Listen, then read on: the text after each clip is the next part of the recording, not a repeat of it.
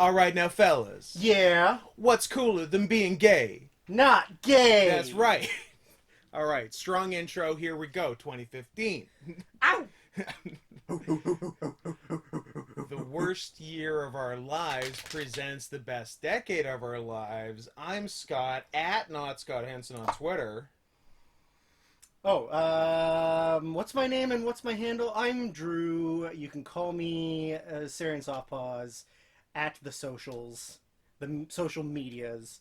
Yeah. Don't look for me on Facebook. I will no longer be supporting Facebook because they took down my anti-Israel fan page.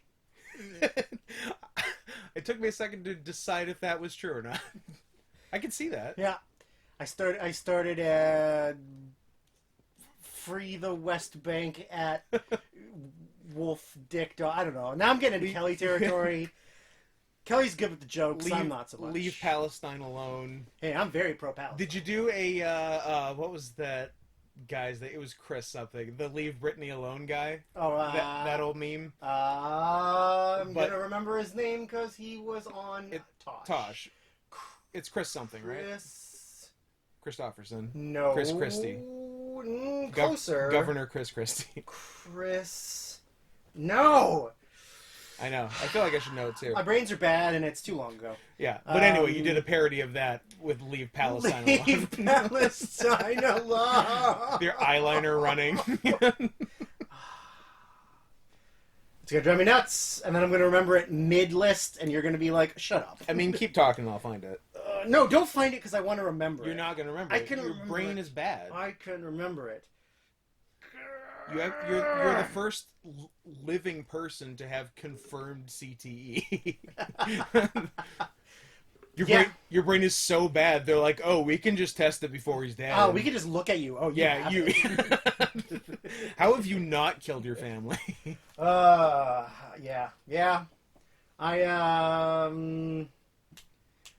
It's gonna drive me nuts, but I don't want you to look it up. I want to be able to remember it. Well, eventually it'll come to us. It'll come to one of us, and it'll happen.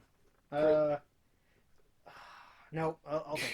It'll come to me. I swear to God. All right. Anyways, I hope it pops out in like an hour. That'd be great. the year of our Lord, 2000 plus 10 plus 5. We're more than halfway through the decade. This is the first recording after the half. Yes. Yep. So we've had the fifth year stretch. The 5th-year stretch. An old man played a song on an organ. Yep. And yeah. Bernie Mac sung "Take Me Out to the Ball Game" and cursed the Cubs again. Bernie Mac, you mean Mr. 3000? Mr. 3000. R.I.P. I miss Bernie Mac. I thought he was pretty funny. Bernie Mac rocks. Yeah. He's the... Is this fair to say? No, I'm not saying what I'm you think agreeing I'm with say. this statement, no matter No, what it because is. you think I'm going to say, is he the only funny black guy in history? And that's not what I'm going to say. I'm going to say, is he the only real king of comedy? He's the only funny king of comedy. He is, right? He is. Because it's Bernie, Cedric, Hughley, Steve Harvey. Yeah, okay, Bernie by a Yeah. fucking mile. Like it's not even a discussion. No. None of the other three are funny. No. I mean, Steve Harvey's funny, but not in Not the on way purpose. that Steve Harvey thinks he's like funny. his comedy isn't funny. No. But him being mentally handicapped. Yeah. Like we throw a lot of Slurs around. slurs, mostly deserved. Yeah. We throw a lot of like biggest sellouts of all time at Ice Cube, Steve Harvey? Ice-T. I mean Steve Harvey to some extent, but I also feel like Cedric the Entertainer Cedric's is a pretty like big sellout. the biggest Uncle Tom. Oh boy. Cedric, get at us. What do you think? I mean, he does a lot of. I mean, that is mostly what he plays now. Yeah, like he plays like old dads and like I guess grandpas. Yeah. But like he doesn't do any. This is gonna sound terrible coming out of my mouth, but The opinions of Drew do reflect the opinions of Scott and the podcast. He doesn't do any black comedy anymore. Like all of his comedy is just like what white people watered down black comedians to. Yeah, his last black thing was Barbershop, right? Yeah, I mean, and doesn't he play in Barbershop? Doesn't he play a black guy who hates black guys? Yeah. Because we watched the third one. Yeah, because all he does, like, all he does is say racist stuff against black people. Against black people, yeah. But like he really like from a guy who was like, you know, big fucking Easter suit wearing, Yeah. you know, big nose breathing up all the. I mean, he was doing all like that. Seven button lime like, green you know, suit. yeah, and like midweek to go to the grocery store, Yeah. like. But he was doing like all that, and now he's just like an old, like, you know, oh, I'm just making things for my family. Like whatever they tell me to say, I'll say. And, you know, He's on fucking some Madagascar. He's on some fucking sitcom now. Yeah, him and a white guy. Right? With, It's the guy from that white show where he's a white guy, and Is it the guy from New Girl? you say that as if I know anyone other than Zoe Deschanel on New Girl. It might be the guy. It's either the guy from New Girl or Adam Pally. It's not Adam Pally because I actually like Adam Pally. Is Adam Pally on a Adam different Pally's show? on a different show. Okay. I believe he's on Mom, maybe. Is Adam Greenberg a name? I feel like you're just combining things. I do too. Adam Pally is on Happy Endings, Okay. and What's the guy's fucking? It's a Jewish name. well, when I think it's Greenberg. when I read it out loud and you go, yeah, that's right. The Neighborhood is what it's called. That's the show. Max Greenberg. Greenfield. Really? Greenfield. Would have never, Drew, in a million years. You know what, Scott? Greenfield would have never crossed these lips. Bold prediction. I don't think he's Jewish. I think you're just a racist. You think he's a wasp? I think he is. Wasp, of course, standing for Wigger and some Polish. That's pretty amazing. I think he weirdly is Italian American. Greenfield is a Dago Wop Guinea. Apparently. Man, I like that. Is he also a Keuchel? I like that anti-Italian racism will A, never go out of style, and B, never be problematic. No one's ever going to get canceled No. for talking shit about Italians. No. Because Italians deserve it. It's for evergreen. one. And they're white. They're technically white, Yeah. even though, you know. You know, they're not white, but Yeah. they're, like, close enough. Yeah. Speaking of racism towards people that you're allowed to be racist towards. The Irish? Well, I mean, the Irish are fair game. Irish need not apply. Yeah, but the Irish are also too dumb to understand the jokes. So, Yeah. thank God I'm not Irish. Thank God. I'm just the other whites. All the other ones. I'm just British and Scottish, so Yeah. the other white meat. How I think we've obviously discussed this on the podcast in the past about how much I love Scandinavian racism. Oh, yeah. Because they look the same. Swedish on Danish. Yeah, you know, like Norwegians on Swedes and on Finns, and I was talking to a friend of a friend about how insane North Korea is, and that brought us to how insane Azerbaijan is, and how the leader of Azerbaijan loves breaking Guinness Book of World Records for silly ass things. Yeah, because he's a boss. Because he's a boss while his people starve. Yeah. But how ridiculous all of those, like, you know, used to be Soviet republics. Those fucked up Baltic but states. are now yeah. like Baltic Muslims. Yeah. And how they all inter-hate each other. Yeah. But it's like, hey, you guys all have a common enemy. It's called Russia. Yeah. So maybe stop fighting with Maybe each make other friends and fight the Russians. and try not to get murdered by Putin. Yeah, like maybe stay away from Chechnya. Yeah, hey, maybe Georgia and Uzbekistan stop fighting. Yeah. And get your shit together. Yeah. Why don't we take Russia down a peg or two? You Yeah. know, like you guys should team up. It's like the Avengers of The Muslim Avengers of world. former Soviet republics. Yeah, and like with their fucking neck beards and you know, having last names that are unpronounceable. And that one country that's just all Kyrgyzstan, just no consonants, Kyrgyzstan. just all. Sometimes Y, I guess there are some sometimes Y's in it, and but this is the sometimes. but if it's not a sometimes, like barely, like no consonants till right, no vowels till right at the end. I think if they're naming their country and they're allowed to choose vowels, Yeah. this is a sometimes why situation. So they're The sometimes why is specifically for naming your former Soviet Istan. So are you going on record saying that Kyrgyzstan is the Leonard Skinner of Soviet republics? Absolutely. Okay. Absolutely they are. Fair.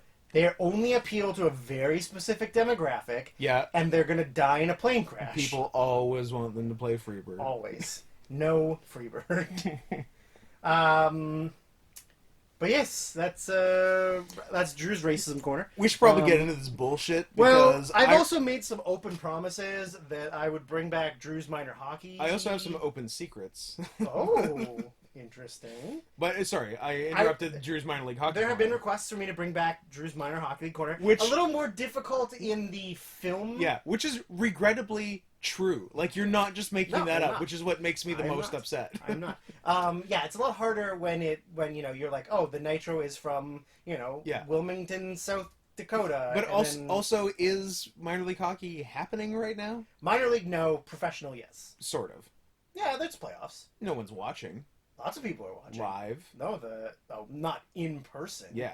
Television ratings Can are you- through the roof. Can you prove it's even happening, or is it on a No, that's true. is These it on a sound stage in New Mexico, Scott, directed by Stanley Kubrick? number one. It was New Mexico. Number two. First of all, First of all, it was in New Mexico. Second of all, it's pronounced Stanley Kubrick. The amount of people that would have had to keep quiet for this amount of time is in the millions. yeah, that's a tough one. I do enjoy it though. It's really fun. I mean, because what sort of got me in the first place was because I was like in my teens, and teens are stupid, and Fox aired a special on the faked moon landing. Yeah, which- I vaguely remember Yeah, that. and some of the stuff seems like bullshit, but like, why was the flag waving in no atmosphere? That always bugged me. But then when you weigh everything else, like, yeah, the number of people who would have had to keep their mouths shut is literally astronomical. Literally astronomical. Like when It doesn't make when it sense. just like rolls downhill from like Yeah. generation to generation. It doesn't make to sense. generation. But they. So yes, the request has been made. It's a little bit harder when you're not live from a minor league hockey stadium in 1999-2000 when WCW couldn't do major stadiums, arenas, yeah. arenas. Gilbert Arenas? Yeah, he's a guy. He's a He guy. doesn't play anymore, but No. he's a guy. He probably is a man who's been arrested several times since he retired. Is he a guy who owned Sharks? Am I confusing him with another crazy basketball player? I don't know. I'll look it up. Someone owned sharks. Someone had like a grotto with sharks in it. Could be Gilbert Arenas. Could be Yeah, Gilbert Arenas nice. spent almost $80,000 a year on his pet sharks.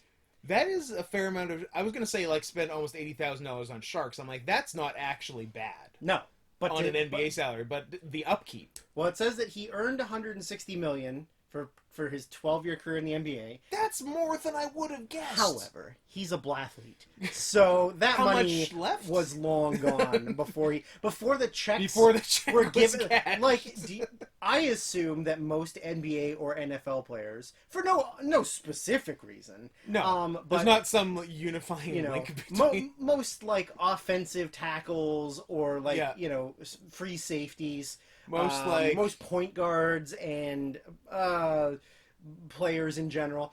So most non-centers, non-quarterbacks, non-kickers. Correct. Okay. Like, do you think that there is a specific rich guy check cashing place? What? You know, like, because they can't just go to like a regular like No. Money Mart or something. Like an on You the know? DL. Yeah, like that Check only cashing place. like you have to make over a certain amount of Yeah. money and You have to play have a had, professional sport. At some point, a net worth of over $100 million, where you can now go to get a $400 loan at 30% interest. Yeah. Yeah. Yeah. I bet you it exists. But yes, apparently, well, I think he's one of the people who's known to have spent like his money on the like stupidest things. What, sharks? I mean, sharks for one. I think he bought like he bought two mansions like side by side, Nice. like connecting properties. Did he knock them both down and make one big mansion? No, Aw. I wish. I think he kept them, but Super mansion? but they were both like $5 million mansions, or more. Probably. and then to keep up the maintenance on like both properties, and Yeah. everything, it was like I think it was like $100,000 a year just to maintain like Pretty good. the yards and stuff, Yeah. like crazy. But I don't actually see a price of how much he paid for the sharks. That's just the shark. He just says he installed a functional shark tank with multiple live sharks for his house. that rocks. The tanks apparently were very ridiculously expensive. He spent $5,000 a month to feed the sharks and $1,500 a month for someone to take care of them. What this is while a shark wrangler. yeah, a shark wrangler.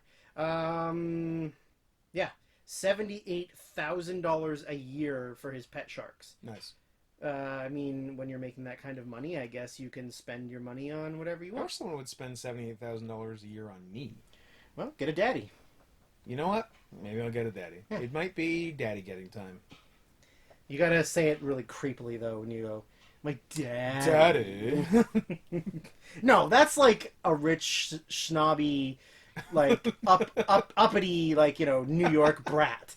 That's not how you say daddy when you're like a sub for a rich man. Yeah, sure. It's got to be a lot gayer and flamboyant.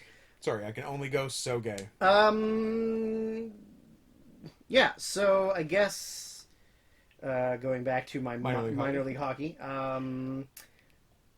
Yeah, definitely a lot harder when you're doing movies. I was gonna do like the 2015 Calder Cup winner, which is the American Hockey League, which is the league below. Who won the 2015 QMJHL Cup? I mean, I can tell you. I don't know. I don't think it's called the QMJHL trophy. I think it has a name. It's probably some gross French Canadian name. Also, The Lafayette Trophy. Also, not to get into semantics here, but the QMJHL is not minor league hockey; it's junior hockey. There's a difference. Up. Well, I'm telling you, it's a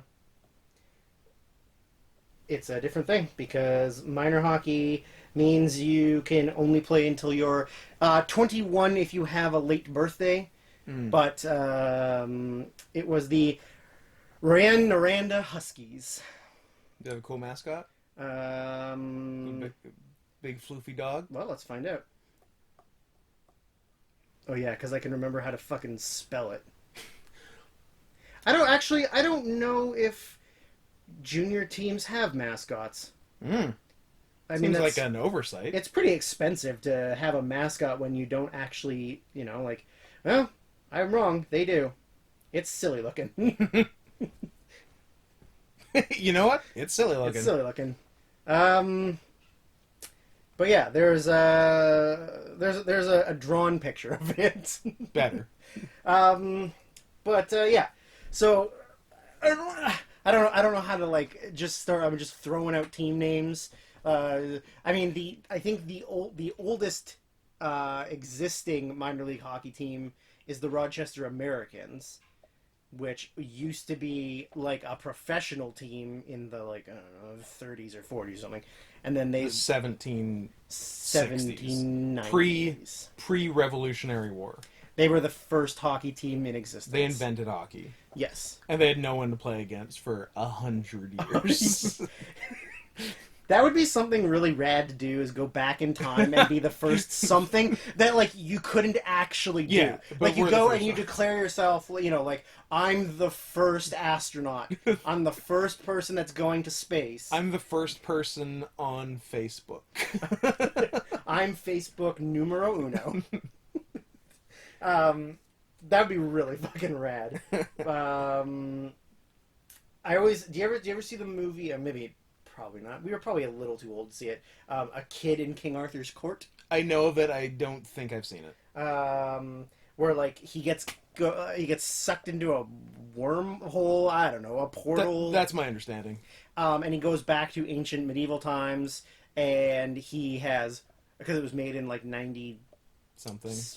or Yeah, 4. mid-90s. He has rollerblades, Sick. which then the princess gets to use. I believe the princess is Claire Danes. And the kid is the kid from Rookie of the Year and Right. American Pie. Anywho, Rochester Americans, 1956. Pretty good. Was Was there also a Rochester Red Wings at some point? Possibly. Where do you know that from? I don't know. But it's in my brain.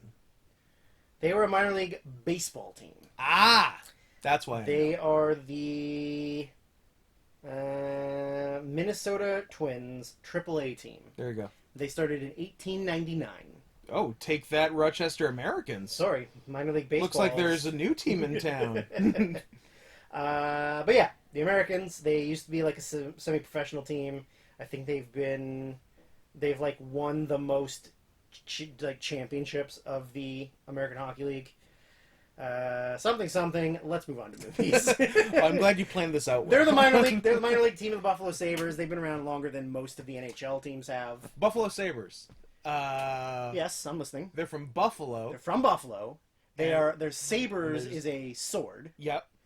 So what's their mascot? Their mascot is a buck-toothed tiger. Seemed like there were so many options that would come before that. I don't know, a buffalo, A buffalo with a saber. a giant sword, Or a giant sword. I do like giant sword. That's pretty good. like a sword in the style of that little paperclip dude that Yeah, pops Clippy. up. Clippy, Swordy. yeah. Swordy, yeah, exactly. I mean, you guys are doing it wrong. It's not the worst mascot. It's not the best mascot. Maybe someday we'll do a podcast just based on the best mascots. Most fuckable mascots in professional sports. Which is how I do my NCAA Every year. March Madness. That's how I do my NCAA Midsommar. Midsommar. That's how I do my brackets every year. Yeah. Is just based on who has the coolest and most fuckable mascots. Yeah. It's never steered you wrong. Several exceptions to that is people mascots don't count. Obviously. If you're not a real creature, it doesn't count. Yeah. And the there's one team that anytime they make it, they win, and they're usually ranked they're 12th seeded team or a 14th seeded team, and they never go very far. No. But they have the best mascot. There's like an inverse relationship between success as a team and hot mascots. Well, know why that the is. problem is like if you have It's because too many resources are being spent on the mascot. if you have a sick mascot, your team should be good, right? Maybe Like, they're too distracted. If by you it. have the amount of money to put into getting a sick ass mascot, oh man, I'm going down a bad hole now. The Los Angeles Rams logo, whose name is a Rampage, Okay, pretty good. it looks pretty fun. It's got good horns. That was good. Yeah. That's a good one. Well, it's a shame that the St. Louis Rams, or the Los Angeles Rams, Whatever they are. Are- Wherever they are this year. are not in the NCAA tournament because they would win. Oh, it's too bad that a professional football team isn't in the college Ah, basketball Scott, tournament. what the fuck is this? It's like a griffin? I think it's a griffin. I don't care for this. Let's move on. Probably should, Let's just get to the movies of 2015. because I think I wrote down more movies than any year previous, including 2014, which surprised me. 2015 turned out to be a son of a bitch. The biggest son of a bitch. I was surprised. I thought 15, 16 were going to be okay before our lives were ruined in 2017. I petitioned very hard to have the top 11 You're like, Scott, of just 2015. let me do top 11. Because I couldn't legally cut one because I was forbidden by Allah. By Sharia law. Sharia law prohibited me from cutting an cutting. 11th film. But Scott made me break my oath to the Lord. I wanted when I was doing it, I wanted to do 11 too. It was very hard to cut the last one. I'm not happy about it either, but here we I'm are. also not happy about it because, like I said, that the number 11 would have been like 4 or 5 on most other years. Yeah. Most other years. Yeah. Like, even like some of the ones that I just had to put in my honorable mentions are probably better than some of the lower numbers on other years. Yeah. I was saying I could have made a lovely top 20 Yeah. Yeah, absolutely. for this year. A very, very, like, even if you got to 20, there would still be a couple that you're like... Still have to cut some, I mean, obviously... but I'd be a lot less mad. Obviously, we could make a top 20 for every year. Of course. But this one would have been like a top 20 where you're like, none of these should be cut. Like, number 20, still really good. Unfortunately, that is not how the cookie crumbled, and now we have to cut off our wieners after this is over. Yep. It's the only way to appease Allah. I guess so. Is this going to become the #1 alt-right podcast as well as the #1 Muslim podcast on iTunes? I mean, the two groups do have surprisingly a lot in common, besides how they feel about Islam. Yes. But besides that, they kind of line up. Can I be a communist Can Muslim? I be anymore?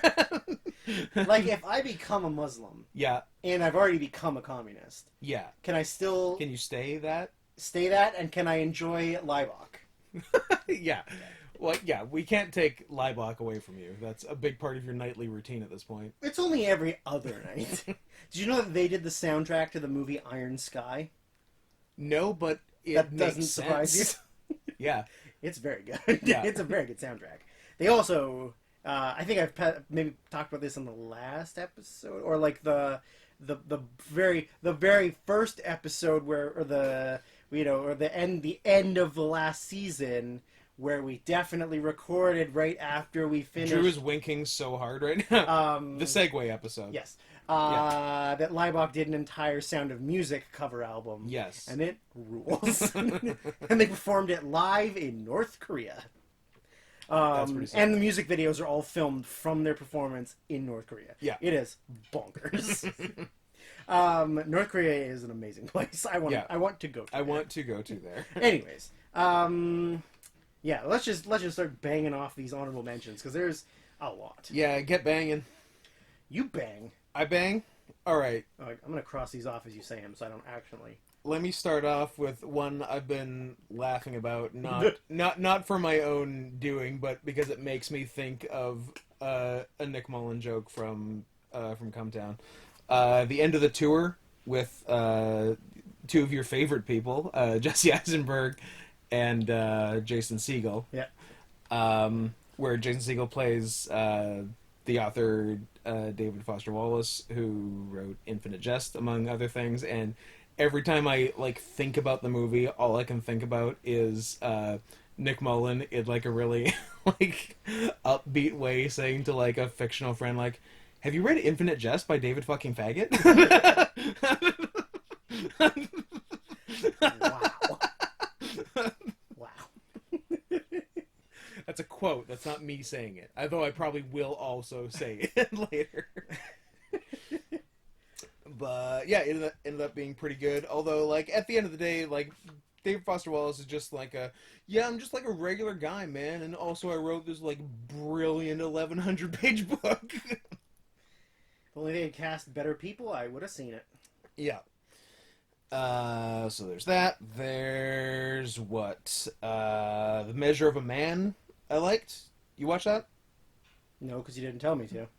I can absolutely find a message where I listed it. Maybe you did. A good, just intimate story French movie about this guy who loses his job and is just trying to get something going.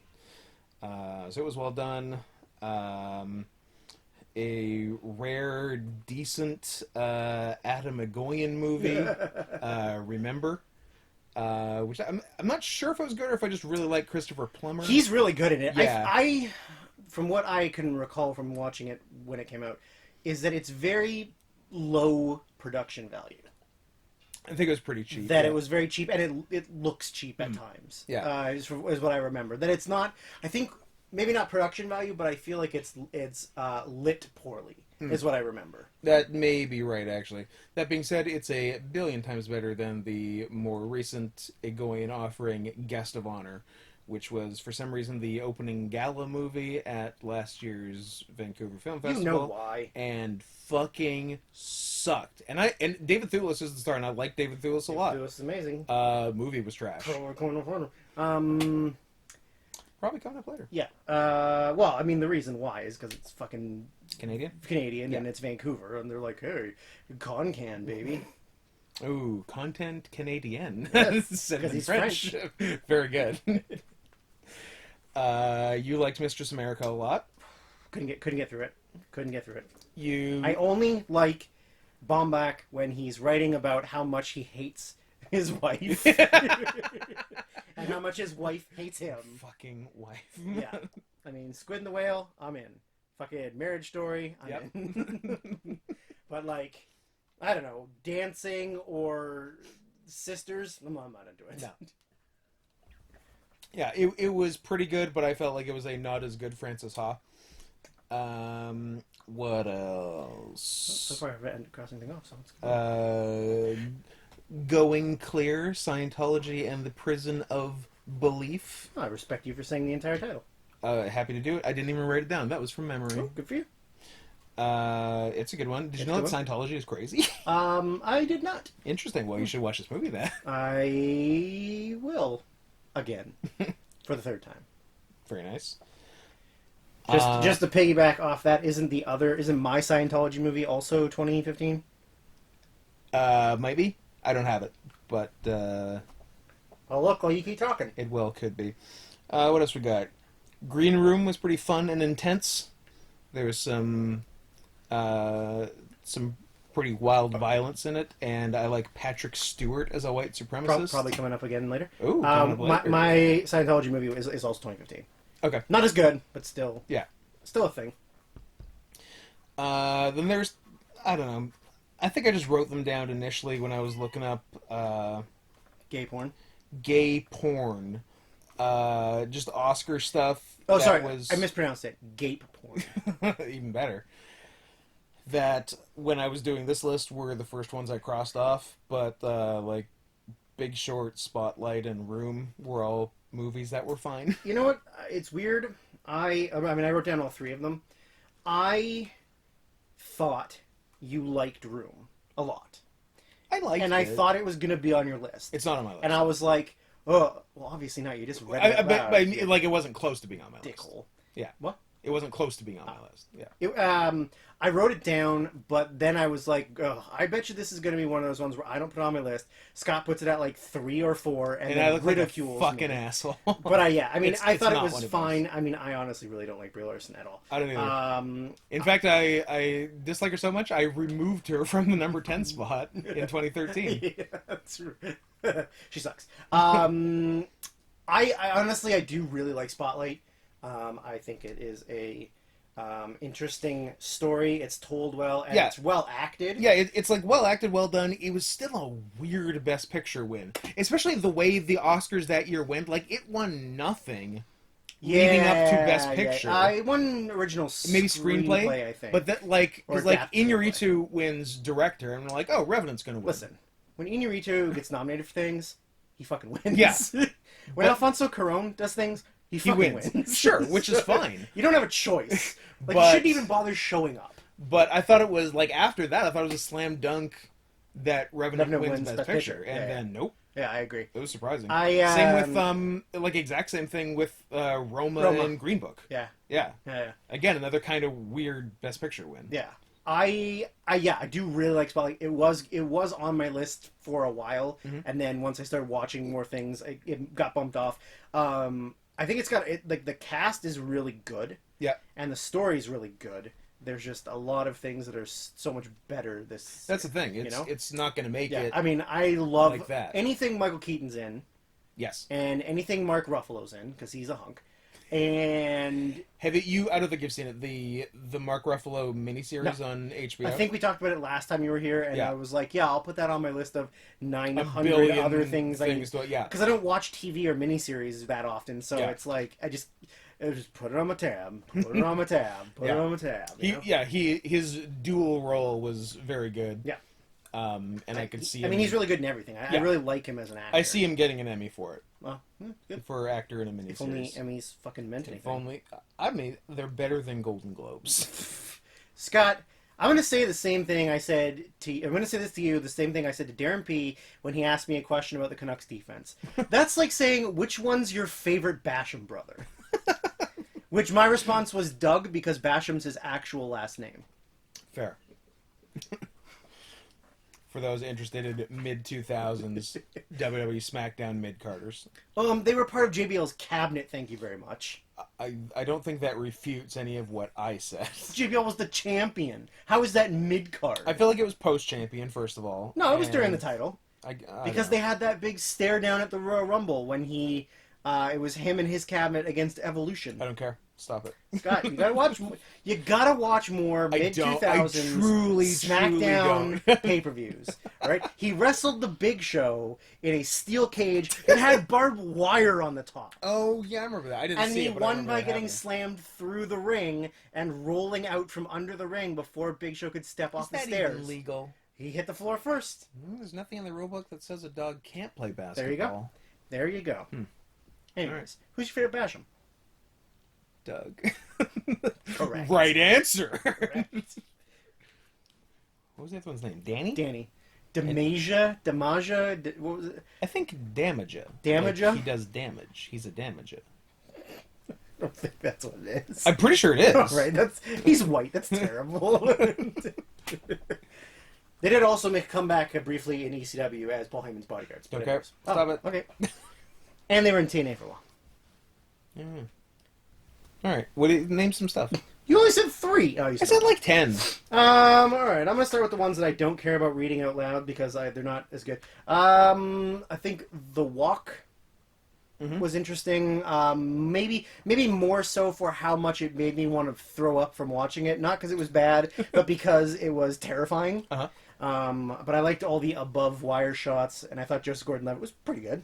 Yeah. I like him in stuff. Then I wrote down Tehran Taxi, which I watched and was surprisingly pretty good. Yeah.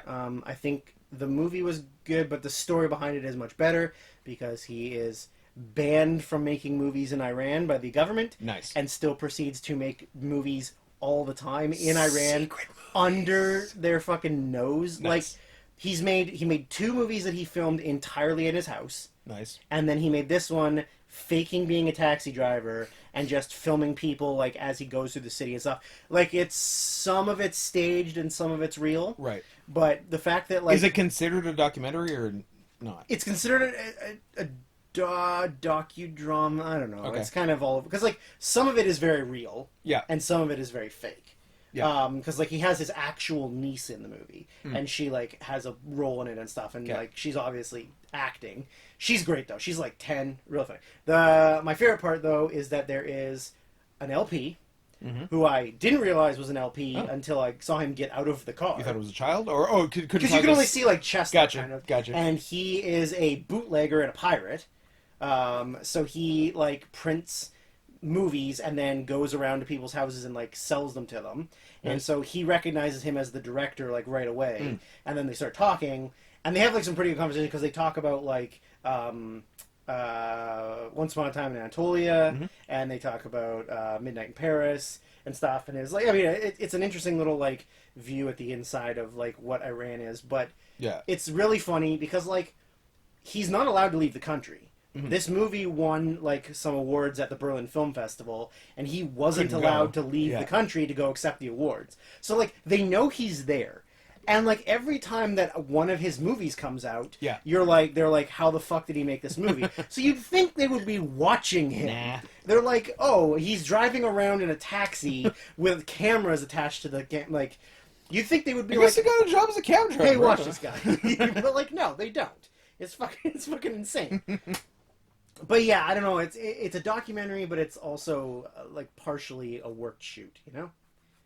I don't know. An interesting one that because I like the actors in it is Desierto, which is Jeffrey Dean Morgan is a racist white guy who JDM. pretty much just sits at the border and shoots Mexicans as they're crossing the border into the USA. And he's the good guy? He is, in fact, the face. Excellent. The bad guy is Mexico. Gael Garcia Bernal. Okay, I couldn't think of more miscasting than Jeffrey Dean Morgan as the good guy and Gael Garcia Bernal as the bad guy. I'm joking. It's I the know. other way around. It has to be, Yeah. right? That's insane. Yeah, so there's that. I wrote Ted 2 because I think it's funny. I believe I've seen 1 and 2. Yeah. I cannot... Oh, maybe I haven't seen 2. I've absolutely seen 1. Yeah. And if I've seen 2, I can't differentiate between 1 and 2. 2 has 2 of the best things, or is that... No, 2 has 2 of the best things. 1 is they recreate the Jurassic Park scene of seeing the Brachiosaurus for the first time, but it's a field of weed trees, of weed bushes, and it's fucking hilarious. Even has the music and everything. It's great. And the other one is... Oh, is it the first one? No, it's the first one. Where they're bullying the guys at the... Patrick Warburton and...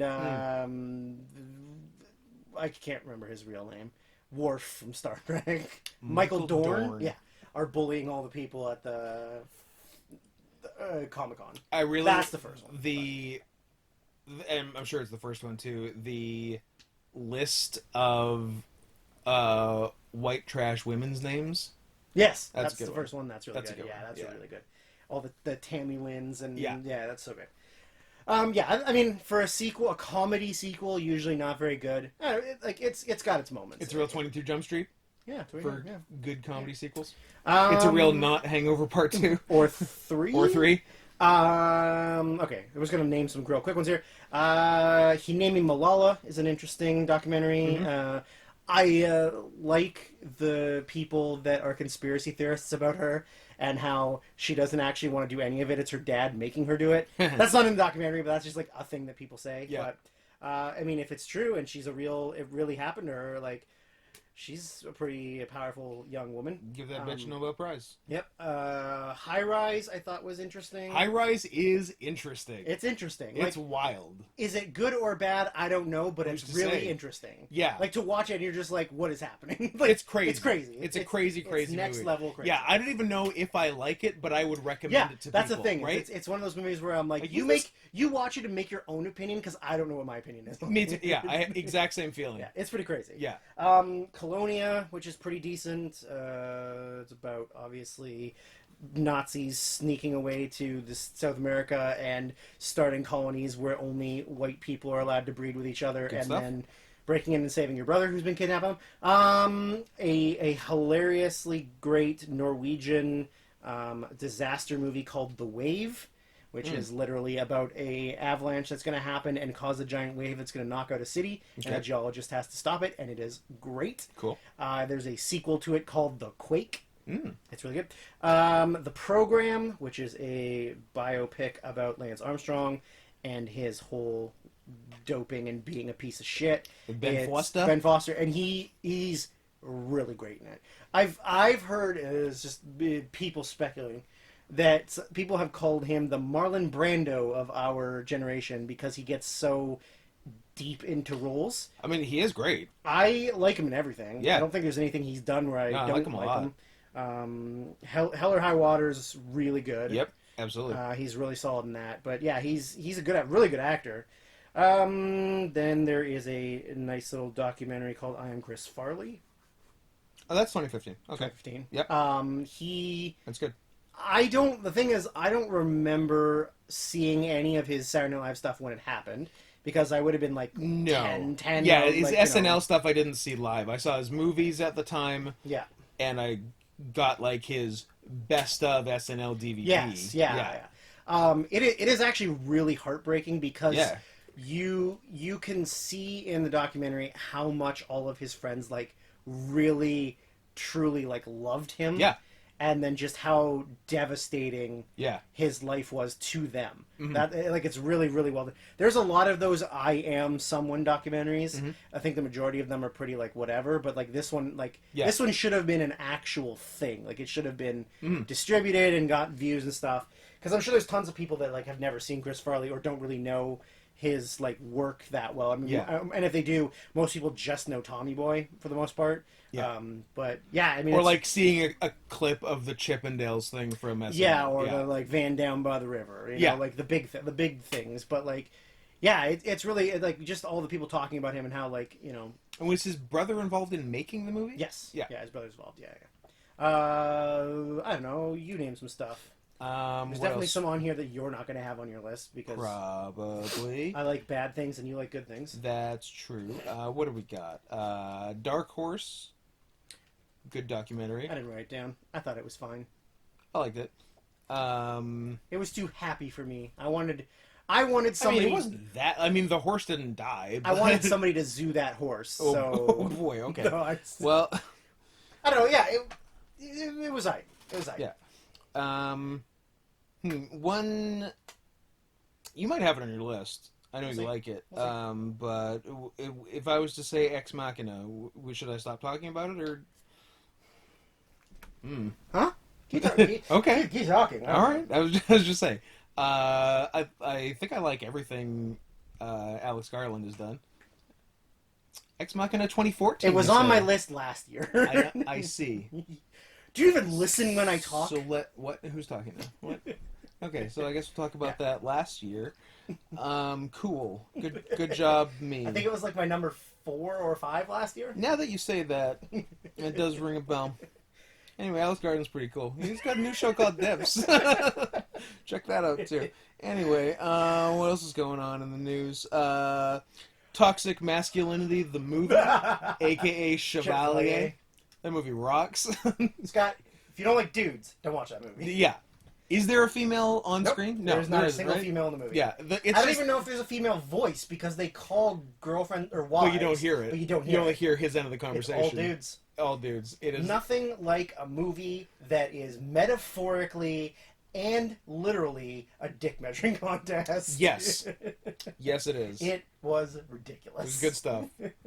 Just a bunch of ridiculous Greeks I just being assholes. There's and never it's been lovely. a scene I've enjoyed that involved a fully erect penis more than him giving himself a boner and then waking everyone up Guys, so guys, he can guys, show them guys, that guys, he can guys, get a boner. Guys, I got a boner. Guys. It's so ridiculous. Just banging on the doors and like, Well, look, if you couldn't get hard during the dick measuring well, contest... first of all, the manner in which they got their dicks hard for the dick measuring contest was stupid. Who can read? Like they were reading an like an erotic Yeah. booklet or something, and you only had like what 2 minutes to get hard or something. I don't know what. Like, what do you? There's better ways. First of all, I'm a visual person. I have to see the knot getting stuck, or else I can't get it up. Yeah. It's dumb. But then he just like, well, it's the wrong story. If you had read me the one about the schoolgirl getting blah, blah, I would have been able to. And then that's what he recites to himself while staring in the mirror. In the mirror. And Yeah. then he gets a boner. A lot of interesting choices. It was so silly. It was pretty big, too. He was packing. Yeah, he did all right for He himself. probably would have won had he been able to. Another one, which I'm hesitant to say in case it's on your list, but who knows? Well, you gotta say it anyway. I do gotta say it sometime. What do you think about The Witch? No, we'll talk about it later. Okay. What do you think about Deepan? It's on my list. Or it's not. I mean, it's on my Hans. Okay. I liked it. Didn't like it as much as the director's other cinematic works. Yeah. Because like Rust and Bone is fucking really really solid. Yeah. And then Sisters Brothers, which is an interesting I actually departure. really fucking love that movie. I like it a lot. Yeah, It's great. it's so good. Yeah. I find it really funny that people think that it's a western, It's not. right? Like it just takes place during that period. Yeah. But it is. I not. mean, if I don't know, if you had been, say, like at the premiere of it at the Toronto International Film Here Festival, we go. and there's a Q&A with the director, Uh-huh. when he was asked, would he consider it a western, and he says, no, I consider it a fairy tale that Did you takes place in swallow a... or did you? Now you've hurt my feelings. Well, good. I'm glad I hate it. I don't want to. But yeah, I don't want to do the show anymore. I still enjoyed it. I find this is gonna sound really. I like Sri Lankan representation. Oh, I was gonna say this is gonna sound really racist, but Sri Lankans are interesting looking people. They have interesting facial features. They're like black Indians. They're like Aboriginal people from Australia. Like, obviously, because that's probably like the, the ships and stuff. Yeah. But like, they're all from the same place in Pangaea. Yeah, they have an interesting look to them. They really do. Because they're like, not bad, just interesting. I'm just saying unique. Because they're like darker than regular Indians and like Pakistanis. Yeah. But they don't look Indian. Not so much, yeah. Yeah, it's interesting. Yeah. A weird little island. Ceylon, as we used to call it. Who's we? British imperialists. They made fine tea. Keep going. What so many else? more. Speaking of dick, there's the Overnight, obviously. Oh, I wanted to put it on my list, but Both ends of the dick spectrum are represented. I thought very inclusive. I thought it was a very woke movie. It's a super woke movie. I really, really liked it.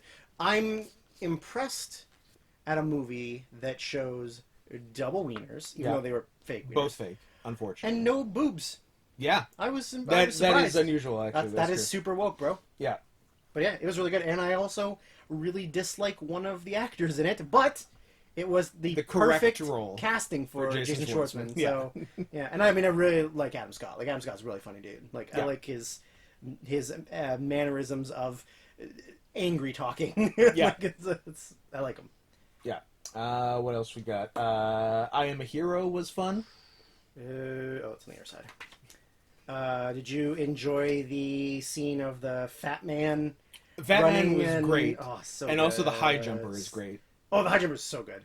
I don't know how as the end boss. I don't know how the high jumper could survive. The first one, yeah, I don't either. Like, yeah. He sort of broke the rules that they set out for how to kill zombies. Yes, because that dude's brain was fucked. Yeah, and like almost completely flat. Yeah, you know, like. But good for he was resilient. Obviously, yeah. He was King Zombie. Yeah, I like it's.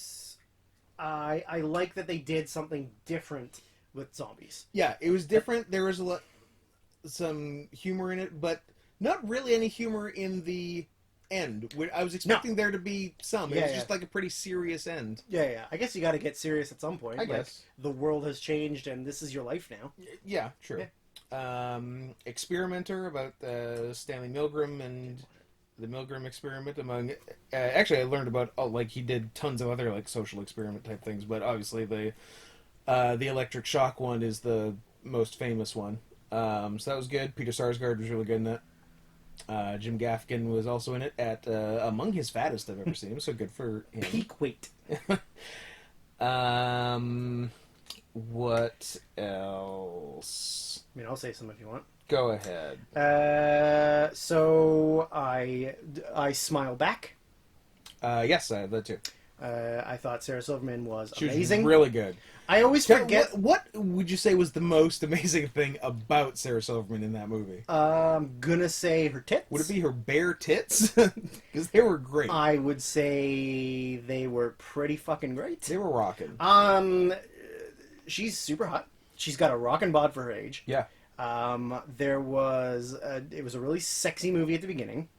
Yeah. But I thought it was really good. I thought she did a really good job. It was not something I expected. And weirdly, how I heard about the movie was through listening of a director's roundtable where Ridley Scott, of all people, said it was his favorite movie of 2015. Which, and no one had heard of it. No. Otherwise. And also, Ridley Scott. That's a weird thing for him to be like, I'm going to watch this independent movie with a Sarah comedian Silverman, doing drama. And that's weird. But it was really good. She did a good job playing just an absolute disaster of a woman. So the interesting thing when you think about the context of the movie is how did she keep it together enough in her life to get married and have to kids get in that the first far. place? Yeah. Well, I think it's because she'd been taking meds. I guess. The scene with the teddy bear in her daughter's room made me very uncomfortable because I was like, "Oh, please don't wake up! Please don't wake up! I can't deal with this." Yeah, that was a high anxiety. Yeah, that was really good. Yeah, I got that. 2 movies on this list that I know are not on your list, and I know you did not see, and I'm going to say them so that you can judge me. But I thought one of them, Mission Impossible: Rogue Nation, okay, surprisingly pretty good. I've only seen... One. Nope. No? 2? 3? 6? Oh, Fallout? Fallout. Yeah. Fallout's fine. Whatever. I've seen bits and pieces of the earlier ones. I think I have only seen Fallout start to finish. 2 is fun because it's... Is it John Woo? Could be. Yeah, it's John Woo. So Yeah. 2's pretty fun because he's a crazy man and he likes doves and there's lots of doves in it. So He does like those. he does. The other one that, okay, usually anyone who's younger than me, Uh-huh. I do. Which is, at this point, is everyone. There's a lot of people, not you, because you're like 70. Especially me. I don't usually trust younger people's opinions when it comes to movies because they're stupid. fucking retarded. Yeah. But somebody had suggested that I watch a movie, and I said, fine, I will give it a chance. And I was very pleasantly surprised. by Okay. It is The Man from U.N.C.L.E. Really? It was Okay. It was Is that an Army Hammer job? Army Hammer and the other guy who's like Army Hammer. Armin Tanzarian. Armin Tamzarian. These are Armin Tamzarian's peas. These are Armin Tamzarian's copy of Swank. May I see your copy of Swank, Armin? Yes, you may. It's Matt. No, it's Superman. Henry Cavill. Oh, also of Mission Impossible Fallout. Also Mission Impossible. Yeah. Because I didn't watch it because I was like, oh, it's just Cavill or Cavill? I never Cavill. I don't know. never He's know. British. Who I knows? never know. He. I looked at it as just like another spy actiony, Yeah. like it's just like one of those type movies. I think the show in its time was well received. Yeah. People like that. But It was a good spy show. It kind of. I think my uncle liked The Man from U.N.C.L.E. Oh, Yeah. was your uncle the man from Scott's uncle? Could have been. I don't know what that is in context, but it sounded The interesting. Man from Scott's Uncle. That would be like your cousin or something. If you had a male cousin from your uncle, That would be the it man would be from the man Uncle. from your Yeah. Scott's uncle. That's Yeah. true. But it gives me the feeling of like it's got some Edgar Wright type like Okay. Hot Fuzz stuff to it. Cool. But it also has some, and as much how much I love this, In Bruges type stuff. Mhm. So there's like some accidental violence comedy stuff to it, which is really fun. Yeah. And it like the storyline wasn't like your basic like spies and espionage like stuff. Like it was at least a unique idea. Mm. So I was pleasantly surprised when I saw it. Speaking of pleasantly surprised and starring an actor I strongly dislike, Oh. and by strongly dislike I mean really don't like at all. Black Mass, Ah, yes. starring one Jonathan Depp, John Depp. who I do not like at all. I mean, ever since like 2000, I haven't liked him because he's made some good things in the past, like Edward Penis Hands and Edward Woodhands. and Edward Woodhands. I really don't like him just because every character he plays is fucking Jack Sparrow. Because he's an abuse victim and thus a pussy. Oh yeah, he let a woman beat him up. He let a tiny woman He's the hurt first, him. He's the physically. first on record male domestic abuse victim ever.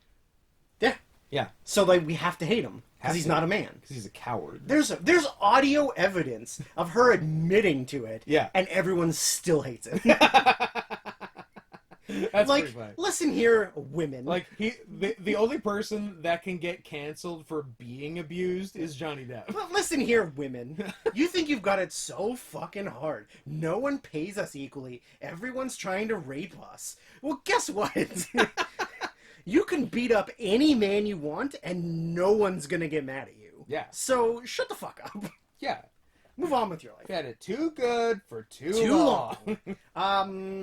So, anyways, I like the director made one of my favorite movies of the last 20 years, Crazy Heart. Mhm. He also did Out of the Furnace, which is really, really good. But Black Mass is a Bostonian gangster movie. Whitey Bulger, because he's got a big dick. No, not really. I got a whitey bulger right here. Yeah, it's not a Depp role at all. Uh-huh. It's completely different than pretty much everything else he's done in the last like 25 years.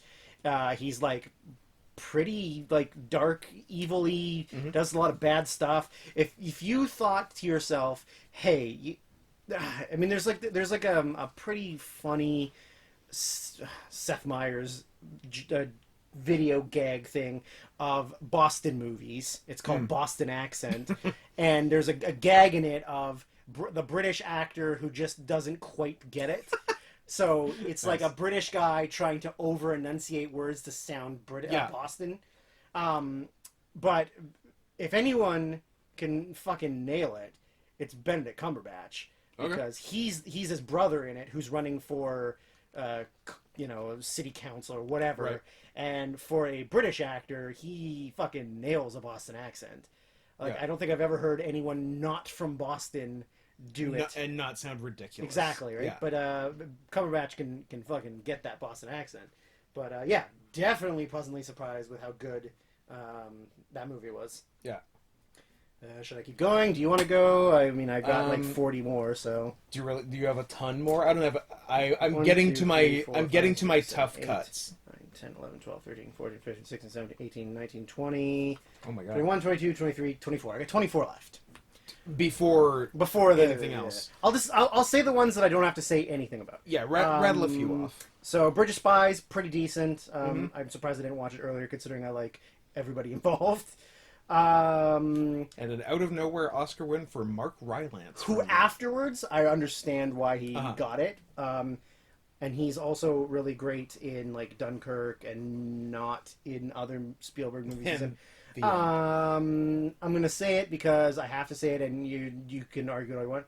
Pixar's Inside Out. Argue. There is one moment in that movie that is maybe one of the saddest things in a Pixar movie ever. That probably covers some ground. Which the main character... Because doesn't every Pixar movie try to make you cry? Every Pixar movie has at least one sad thing in it. Yeah. This one has maybe the saddest thing in it. Shame I'll never see it. Yeah, that's fine. It's all about growing up and not understanding your feelings of being like a tweeny girl growing up, and then like why and each emotion is personified by a character in her brain who operates a specific thing. But there is one part. I mean, spoiler alert for anybody who hasn't seen Inside Out yet. That there's one point where she rediscovers the characters of joy and sadness get knocked out of the like control area into like where all the memories are kept. And I thought just like joy and sadness get knocked out, so then she just becomes autistic. That's a good movie. We should write that. But when the characters are walking through the memories trying to get back up, they rediscover her like childhood imaginary friend, who is sort of like a like a snuffleupagus, purpley like joy guy, voiced by Richard Karn. So it's like really funny. But anyways, at one point, the childhood invisible friend has to sacrifices himself into this area where if you fall into it, the memory is gone. So he sacrifices himself to save the happiness and sadness, and then when he falls into the pit and he like starts to disappear, it's a tough one. Fucking heart wrenching. It's a tough It's one. like the saddest thing they've ever done, I think, because it's like letting go of your childhood, right. becoming a teenager and stuff. It's heartbreaking. Yeah. And then I don't know if this gets brought up later, but Chronic. It's not on my list. It was one of the tough cuts. Very good. Did not enjoy the ending enough to keep it. Well, I mean, I don't think it was going to make my list, but yeah, we can't say what the ending is. A jarring ending that I don't ending. know if it entirely works. But I'm also not the filmmaker. Yeah, so it does fit with the theme for the most part, but it is still jarring for sure. Tim Roth is really good. Tim Roth is really good. Krampus, which was I never thought I would like Christmas movie, but it's not really. I mean, it's a Christmas movie, 100% Christmas movie.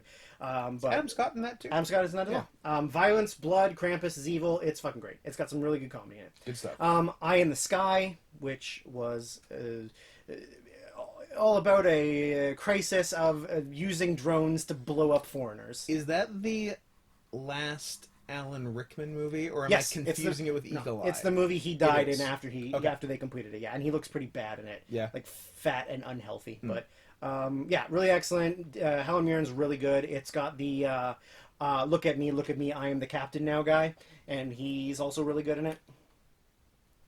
You know, Omar something. Bartharmaker. It's Bark something. Bark Takama Lakama.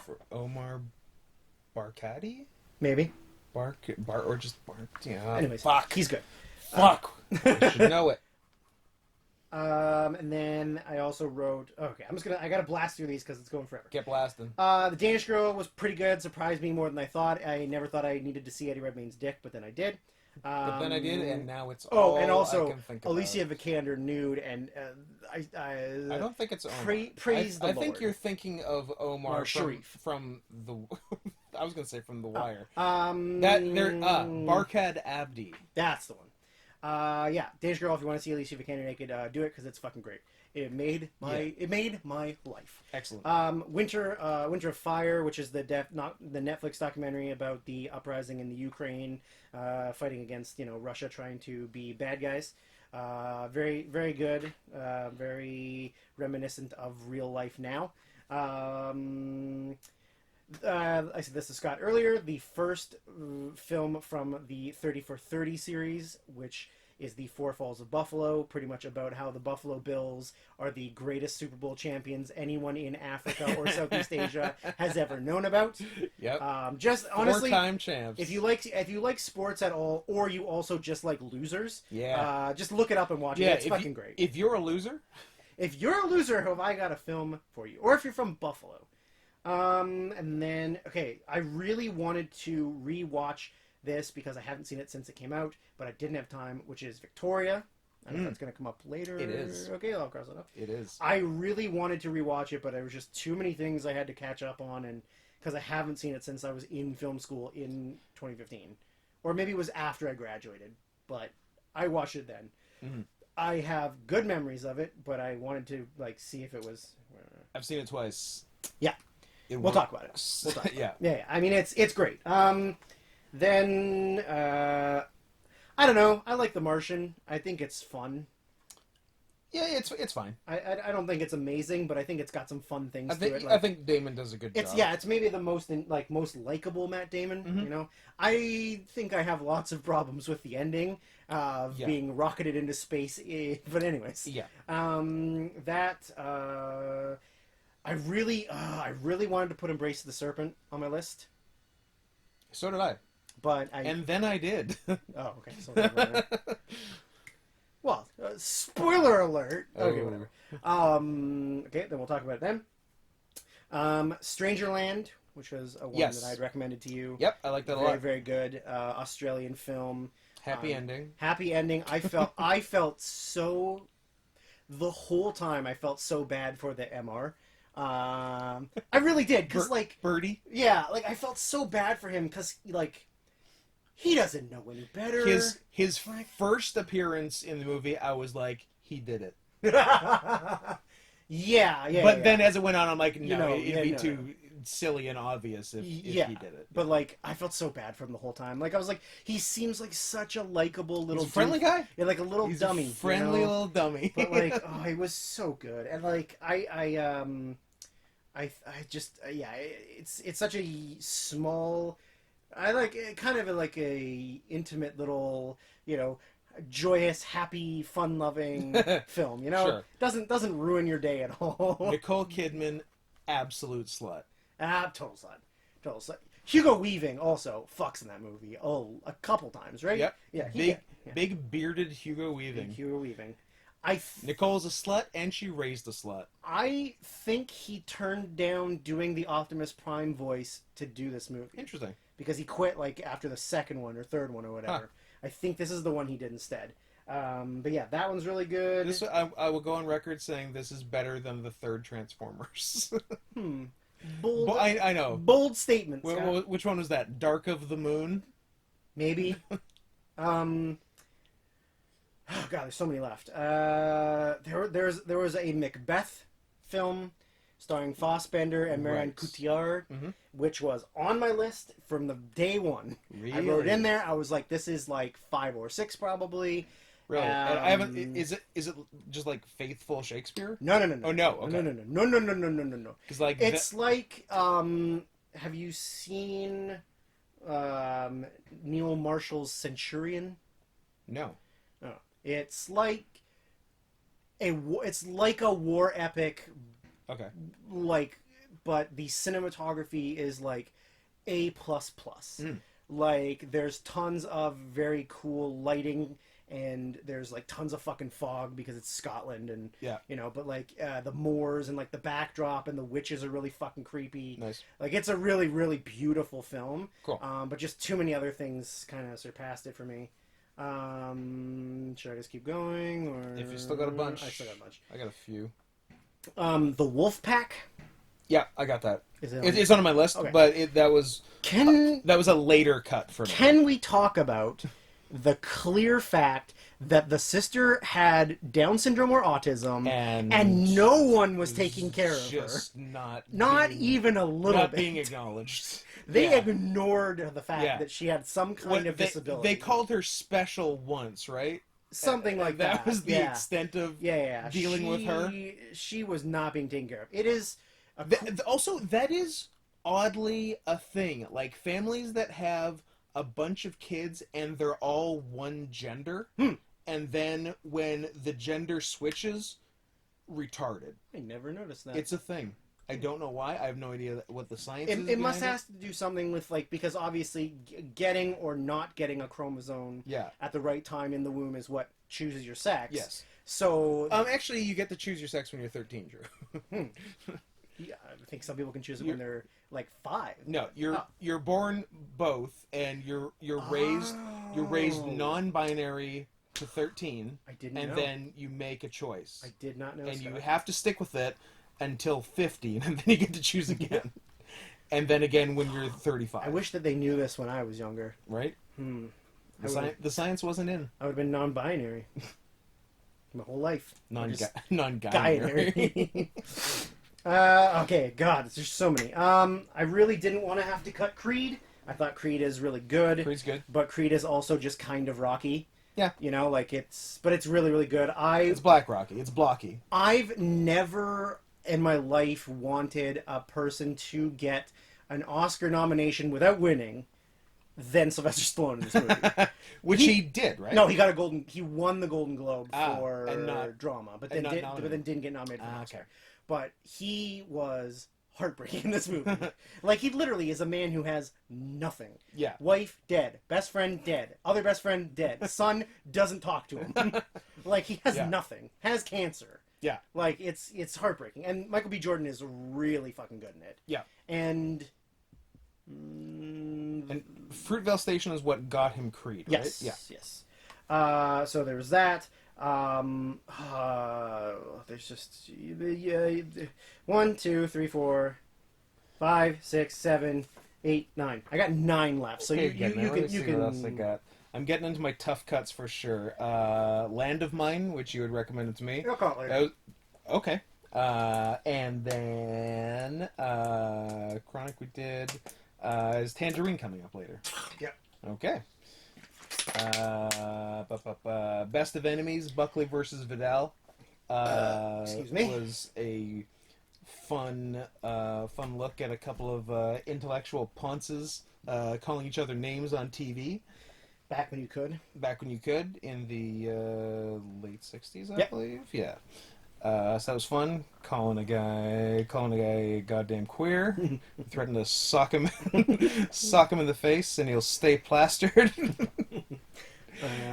Also threatened to suck him. Yep, as a result of being called a crypto Nazi, which I didn't know was a term I thought that was like a 2010s term, like crypto fascist. Yeah, because I get called that all the time. Because you are. I think the crypto is debatable, but yeah, I didn't know it was a thing like 50 years ago, so that was interesting. And yeah, it's just interesting that they had straight up intellectual debates on national TV during the both Democratic and Republican conventions. Well, it's also sort of like a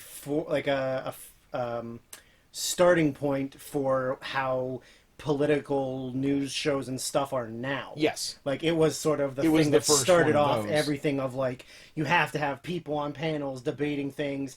And, like, I Yeah, think you have to yell about issues. eventually, once it got closer to, like, the 2000s and stuff, Yeah. it sort of went to, like, well, now we're only going to do, like, one opinion Yeah. and one opinion. There's no counter opinions on same shows. Yeah. Usually. The last one of those was that Hannity Combs. And then Yes. they got rid of Combs, and then Yes. it's just And it's Hannity. Hannity. Yeah. Yeah. There's not a lot of double opinions. There's just No. one, and it's the only one. Correct. Yeah. Other tough cuts. Mustang, tough cut for me. It'll come later. Not a tough cut for you. Demolition.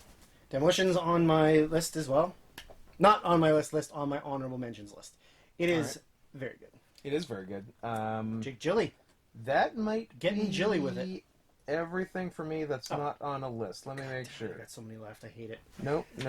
Yeah, I think I'm... hold on. Hold up. Yeah, I've got like... Hold up. Bum, bum, I've got bum, one, bum, bum, two... bum, bum, I've got bum, bum, my... bum, fi- bum, I have my 5 last bum, cuts. bum, bum. I also have my 5 last cuts. Yeah, Demolition's great. Jake Gilly, getting Gilly with it. Yeah, I remember seeing... Valet makes really good films. So. Yeah, I remember seeing a trailer for it in 2015. Yeah. Then sort of forgetting about it until you mentioned to watch it. I'm glad I liked it a lot. It's really good. I like that he is such a fucking weirdo in real life, Yeah, and then is a fucking weirdo in every movie He he's in. works. It's perfect casting. he plays to type. How satisfying was the destroying the house scene? Very It satisfying. was so satisfying. That's all I want to do now. How satisfying was the little gay kid putting on lipstick? Spoke to you. Spoke to me. Spoke to your heart. See, I want to destroy fancy houses. I want to be pretty. You want to be pretty.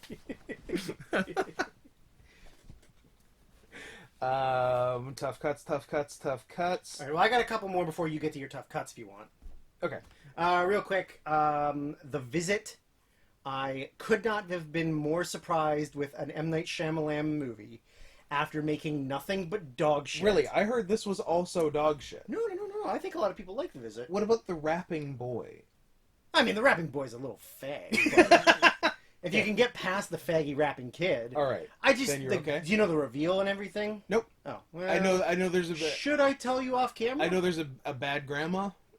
And a bad grandpa, but that's Robert De Niro. That's Robert De Niro. No. Should I spoil it on the podcast, or should I spoil it for you afterwards? First of all, we need to issue an emergency correction. Robert De Niro is a dirty grandpa. Oh, Johnny Knoxville is a bad grandpa. I like Johnny Let's Knoxville. be very clear about that. Secondly, spoil The Visit. Who gives a shit? People who haven't seen The Visit. No, they had their chance. It's like at least he went back to doing twists that make sense and work instead That's of a just plus. doing twists for twists. Yeah. So the real quick, the mom sends the kids to go spend some time with their grandparents on their property.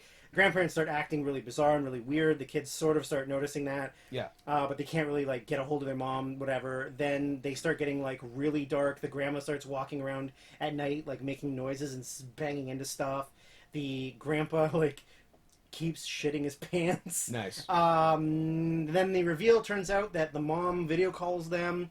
They're talking. Then they go, "Oh, like, do you want to say hello to mom, papa, and Graham or whatever?" And so they hold the monitor up to the window, and they're outside like doing yard work.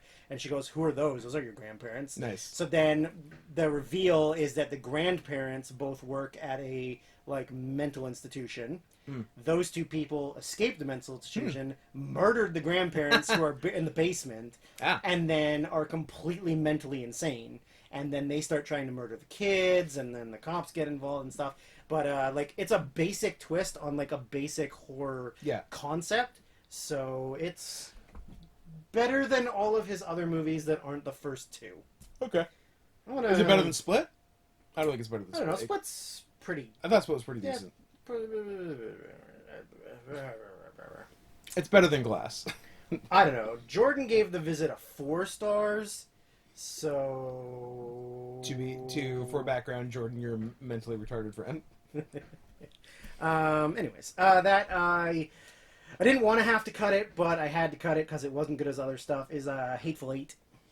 I didn't entirely cut it, so we can talk about it. Then the one that okay, so the hard cuts are the only things I have left. Yeah. So I bold statement here that I made a cut of a movie that it's probably on your list. I'm not going to say it and see if it's on your list. All right.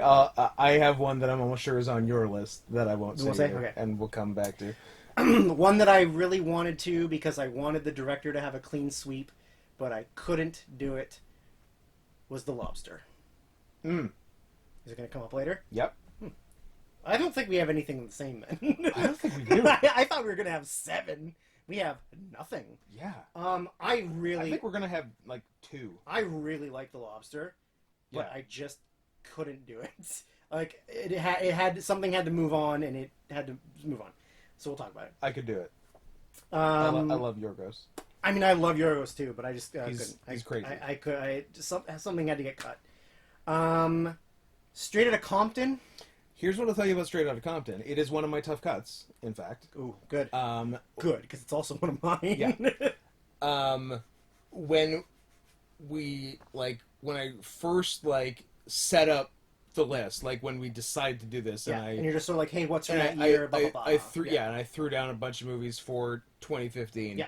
And we had already agreed we were doing the honorable mentions and the worst. I immediately, before putting anything on a top 10, I put Straight Outta Compton as the one and only honorable mention. I'm like, I don't think this is going to make top 10, but I want to recognize it for something because I really liked it. Yeah. And then it ended up not making honorable mentions because there were too many other better quality movies. Yeah, I agree. But I wrote it down on my list. It was sitting in my list, like the regular top 10, yeah, for a while until I started filling in other stuff. But I mean, it's great. It is It's really great. I think Paul Giamatti that's the role he was born for. absolutely. Piece of shit who ruined Well, people's that lives. that and Planet of the Apes. And one of the apes. And also a turtle, if he's ever a turtle in anything. But Yeah, I think he plays a turtle on Billions. Yep. Okay, I'm not going to say that one because that one's definitely on your list, and that was my number 11 Ooh. that I had to cut. Or it is still number 11 because I have an 11th on my list. Okay. So I won't say that. This one may or may not. Krisha was a tough cut for me. Yeah, I kind of forgot to write it down. But Okay, it was, fair enough. it was on my Hans. Yeah, it was good. Cool concept. Cool concept. Did well with I don't know, $20,000 or Yeah. something that it cost. Used a bunch of his family members. It was like they always say that the best stories are personal stories, so Yeah. you film something you know. So. Yeah, I think it's between Krisha, the character Krisha, and Sarah Silverman in I Smile Back for most disastrous woman Yeah. of, Yeah. of 2015. Yeah. Yes, that was good. Another one I really like, another one that's perfect for honorable mentions that I was one of the last ones cut. Hardcore or Hardcore Henry. Mm-hmm. You talking about it later? Mm-mm. Okay. We can talk about it now. Yeah. It's really cool. Another really cool concept. It's super cool. Yeah, really, It's really cool. Really fun. I challenge you to watch it and not have fun watching it. I mean, it's kind of like a video game. yeah. Like It's a first person. Charlito Copley plays 5 characters in that movie? Yeah. Or something weird like that. Yeah. But yeah, all first person, all action. Yeah. Not a lot of downtime. Yeah. Cool action too. A lot of cool action, yeah. Creative. A lot of jumping like you would in a video game. Yeah. Yeah, it's really cool. It's Yeah. a really rad movie. So that was fun. What else do I I have need to left? make an amendment to my list. Okay. I can't, but anyways. I put Bone Tomahawk. Yes, that's good. Super violent. Yeah. And it even works even with troglodyte people, but Kurt Russell's really good. Yep. The director made some crazy ass stuff afterwards. One that's good and one that's dividing of people. Brawl in Cell Block 99, and People like that. and Dragged Across Concrete. Yeah, I haven't seen that. I know more about Brawl in Cell Block 99. Yeah, people definitely like that though. Yeah, the director guy does pretty good on low budget, like because none of them are like big budget stuff. In like indie films that are like about 15 million or 10 million or something like that. Like it's pretty rad. Lots of good violence. Yeah, it's excellent. I got one more that I'll mention. Yeah, I got one more that I mentioned. And one that I'm not mentioning. And one that I'm afraid to mention. Yeah. I mean, this one, I don't know. It probably should be on my list. And it probably should be for the sake of director Clean Sweep, but I'm ruining it right here. Unless I change it later. I don't have The Revenant on my list. Oh, Scott, I'm so glad you said it first. Oh, really? Really? I was good. I had to fight to keep it. Like, yeah, I'm like, yeah. It's not his best. Yeah, it's still good. It's really good. And it's very impressive. Super impressive. Yeah. Not quite the Sandra Bullock levels, but maybe not the most deserved Oscar winner. I feel like it was like a lifetime achievement Oscar. It was Scorsese for The Departed. Yeah, absolutely. Like, we haven't given it to him. Hey, sorry about those, like... Fuck, this is the year we're giving 3 or 4 times we should have given it to you. Absolutely. So, here's this. Absolutely. Like, it makes sense, because, like, it's the Leo show. It's the Leo show. It's all him. Everything. It's very physical. Great. But that's the thing is, like, very physical. It's a very physical performance and not much of a... I mean, physical acting is acting. But all of the rules that people win for Best Actor, Best Actress are usually performances. Yeah. This is like stunt work. Yeah, he's almost a stunt guy. He won the Oscar for Best Stunts. Yeah. You know?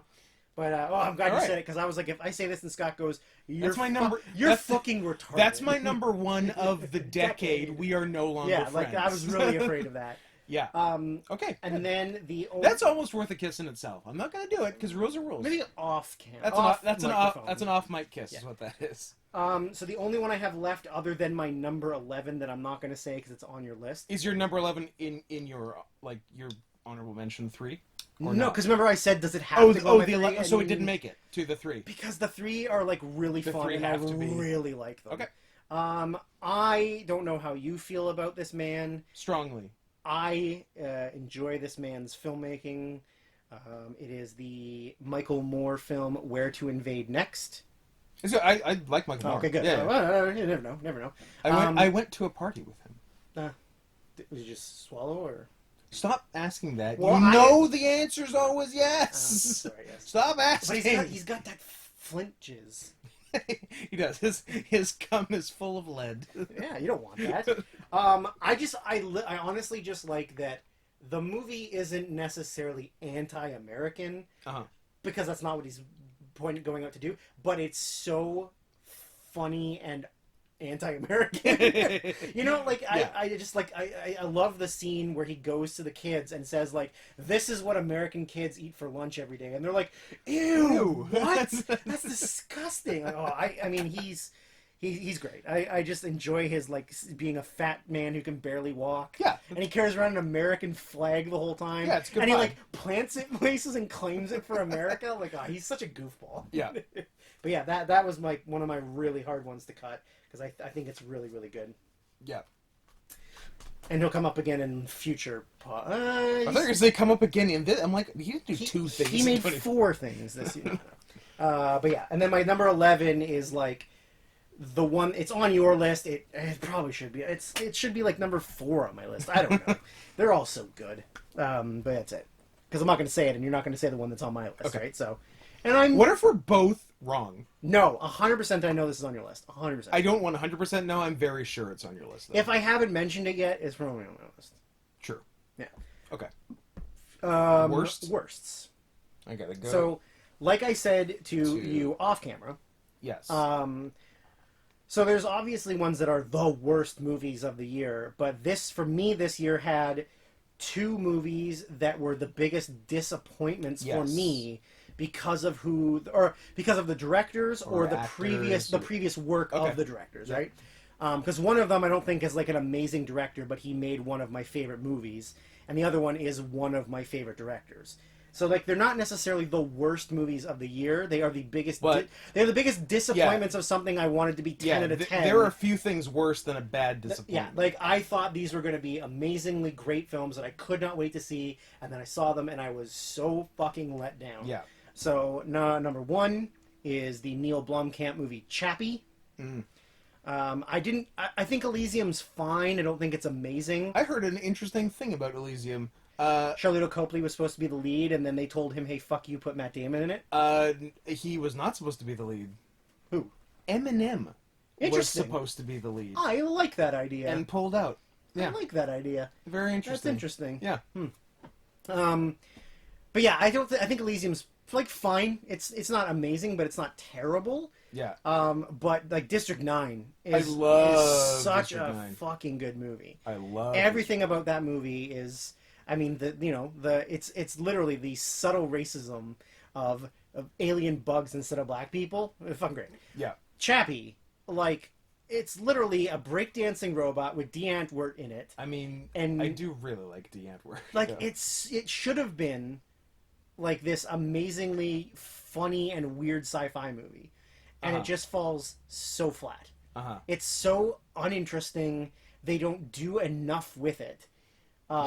It's just, yeah, I was so bummed out when I finally saw it and was like, that's what this movie is. Like, it's not, there's not funny. The action isn't really that good. Even Chappie isn't like, Chappie doesn't deliver any super funny lines or like, Yeah. it's just a robot. Like, Mhm. it sucks. The other one, which I think is maybe more of a disappointment because the director is like literally my favorite director, is Crimson Peak. Ah. Because like Del Toro's my boy. Anything Del Yeah. Toro does, I'm in 100%. I But for whatever reason, did not see it because it didn't look very good. But I like Del Toro a lot too. It is not good. Yeah. It is like couldn't make up his mind on just certain decisions of story and direction and plot, and then things just kind of get like rushed through, Uh-huh. and there's just like too many like unanswered questions, and then it just becomes like, I mean, it's like a ghost story, but it's not a ghost story, and it's a vampire story, but it's not a vampire story. Like, there's just Yeah. too much going on, not enough questions answered, and it just, like, it didn't look, other than, like, some stuff, like, it didn't have that Del Toro, like, creature feature, Right. like, the sets and the visuals stuff, it just didn't look like him, and yet somehow it got a Criterion release. Really? Yeah, I don't know. Huh. I guess you pay people to. I don't know, but yeah, I'm it's not hoping good. his better ones also have Criterion releases. Devil's Backbone, yes. Pan's Labyrinth? Pan's Labyrinth, yes. Nothing else, because everything else is like Blade 2 and Hellboy. Shape of Water might get one if it doesn't have Yeah, one. maybe eventually, but Yeah. it doesn't yet. But yeah, that one, not the worst movie, but definitely the biggest Disappointing, disappointment for yeah. me. I can see that. Like, it was something that I really looked forward to, and just the trailers, and I was like, fuck yes. And then I saw it and was like, ooh, maybe I don't like Del Toro anymore. But it's fine, because he came back and, I don't know, won an Oscar or something. It's no big deal. No biggie. Yeah, he did have a good rebound from that. So I'm gonna these are my top 3 worst ones. I have 4 worst. If Yeah, I'm I can make 4 if you want me to make 4. if I'm bound to 3, I can do it. But I would like to. I got 4. Don't worry about it. Acknowledge all 4. A honorable mention in the worst category, it's not going to be on yours, is the remake of Poltergeist. Simply because at one point they fly a drone with a camera into the Poltergeist realm, and Kelly and I almost both walked out of the theater. But we were like, oh, there's like 10 minutes left, let's just fucking stick with it. But that movie was dog shit. I did not hear it was good. No. Anyways, what do you got? You name one, I'll name one, maybe we got the same. Who knows? So I've got 3 like wide release Hollywood movies that sucked, and then I have my one continuing the trend of the one movie I saw at the film festival. That was really bad. That was absolute dog shit. So I probably haven't seen that one. Probably not. You've maybe heard of it. Is it the 9 Lives of Frank F. Donovan? Or That's several years later. That also sucks.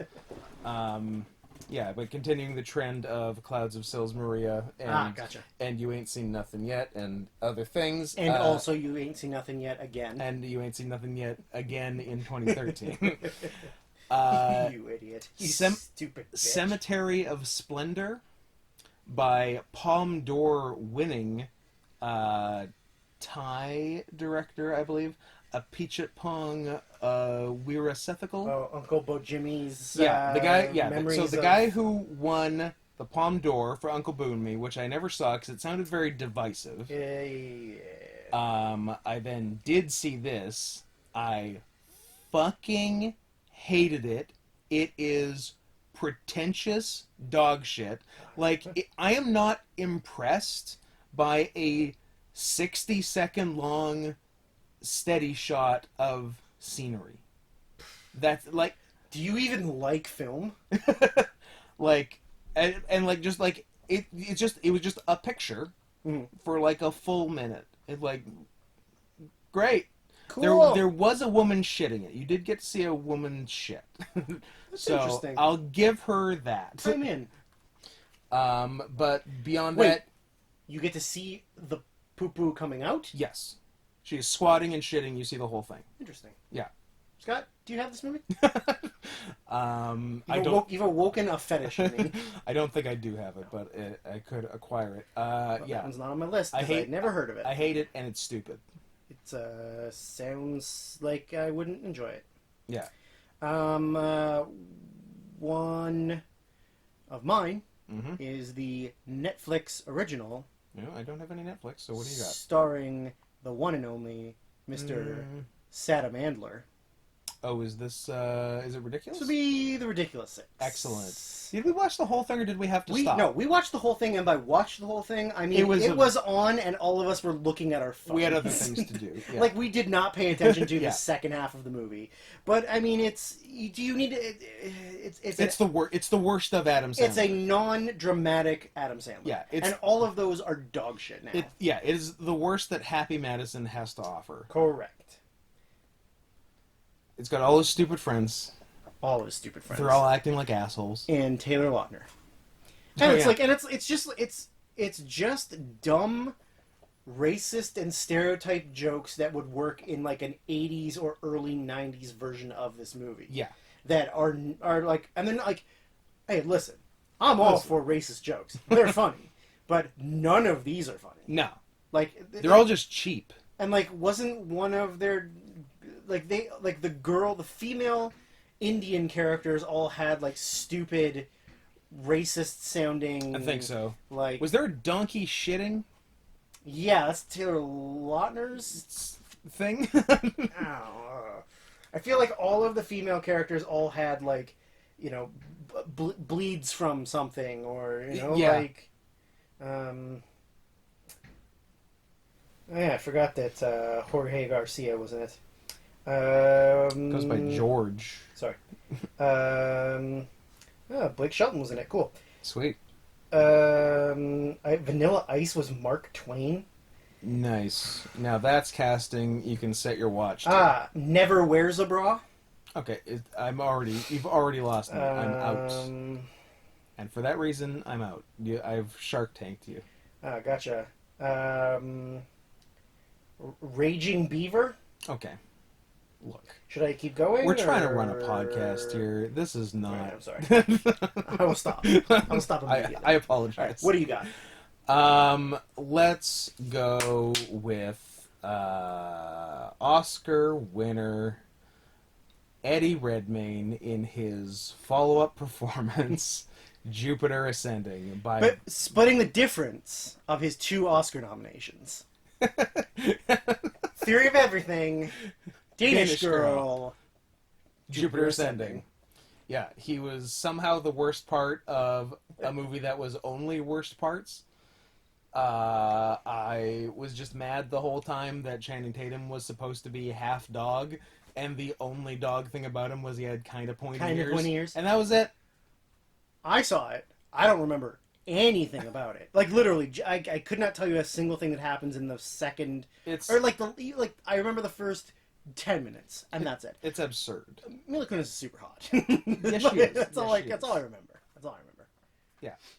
It's completely ridiculous. And who directed this film? Uh, two bros, right? Andrew and Larry Wachowski.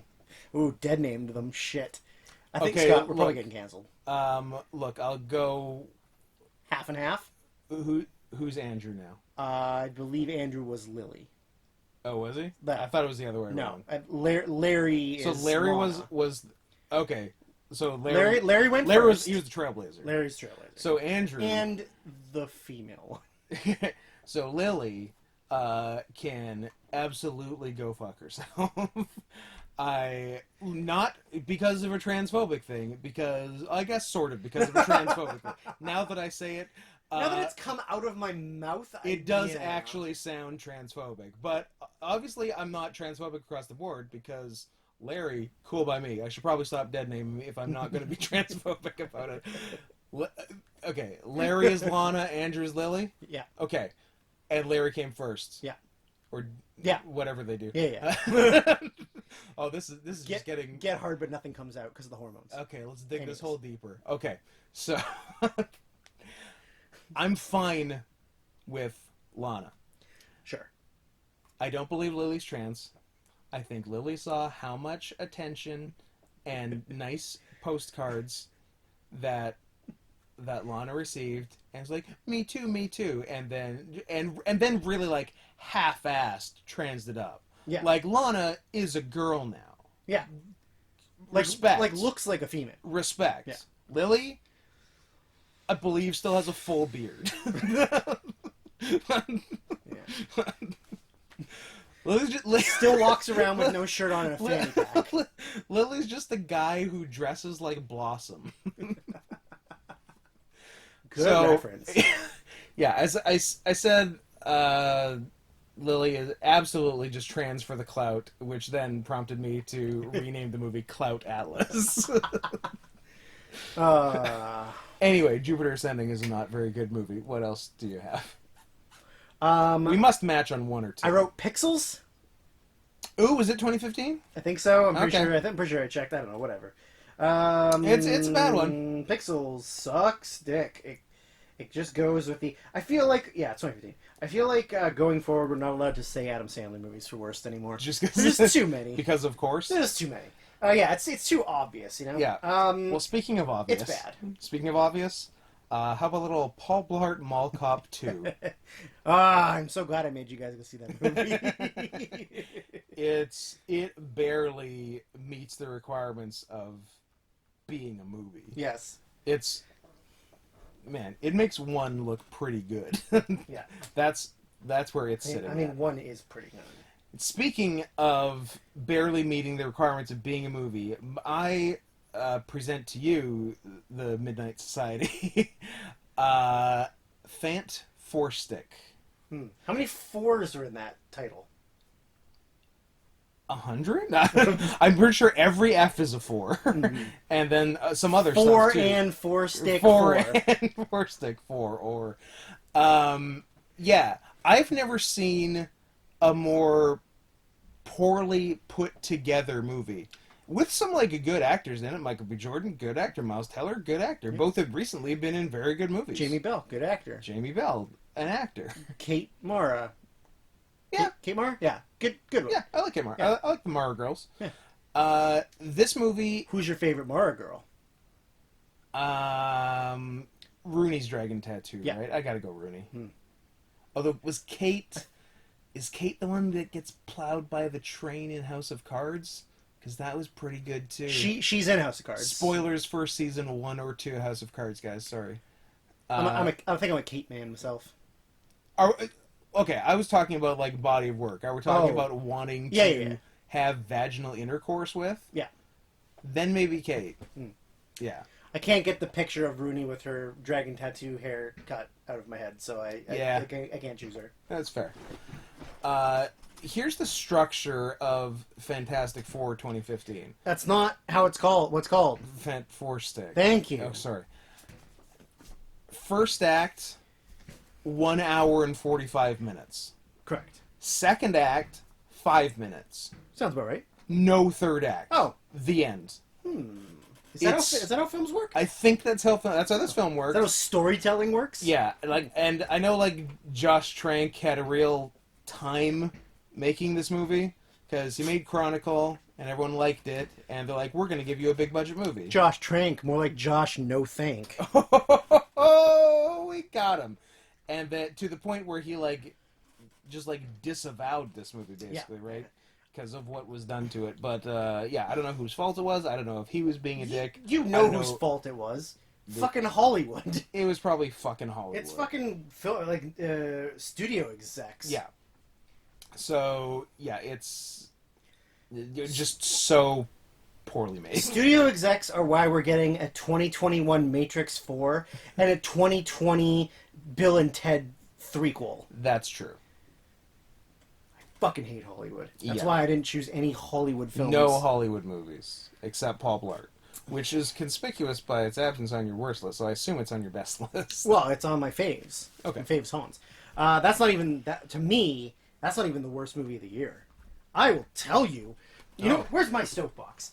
Let me tell you He's standing. what the worst movie Shit, of the year is. I don't have it. Whatever it is, I'm done. My thing. Terminator Genesis. Now Drew, if I was to tell you, if it was the first Terminator movie I saw start to finish, would you hold it against me?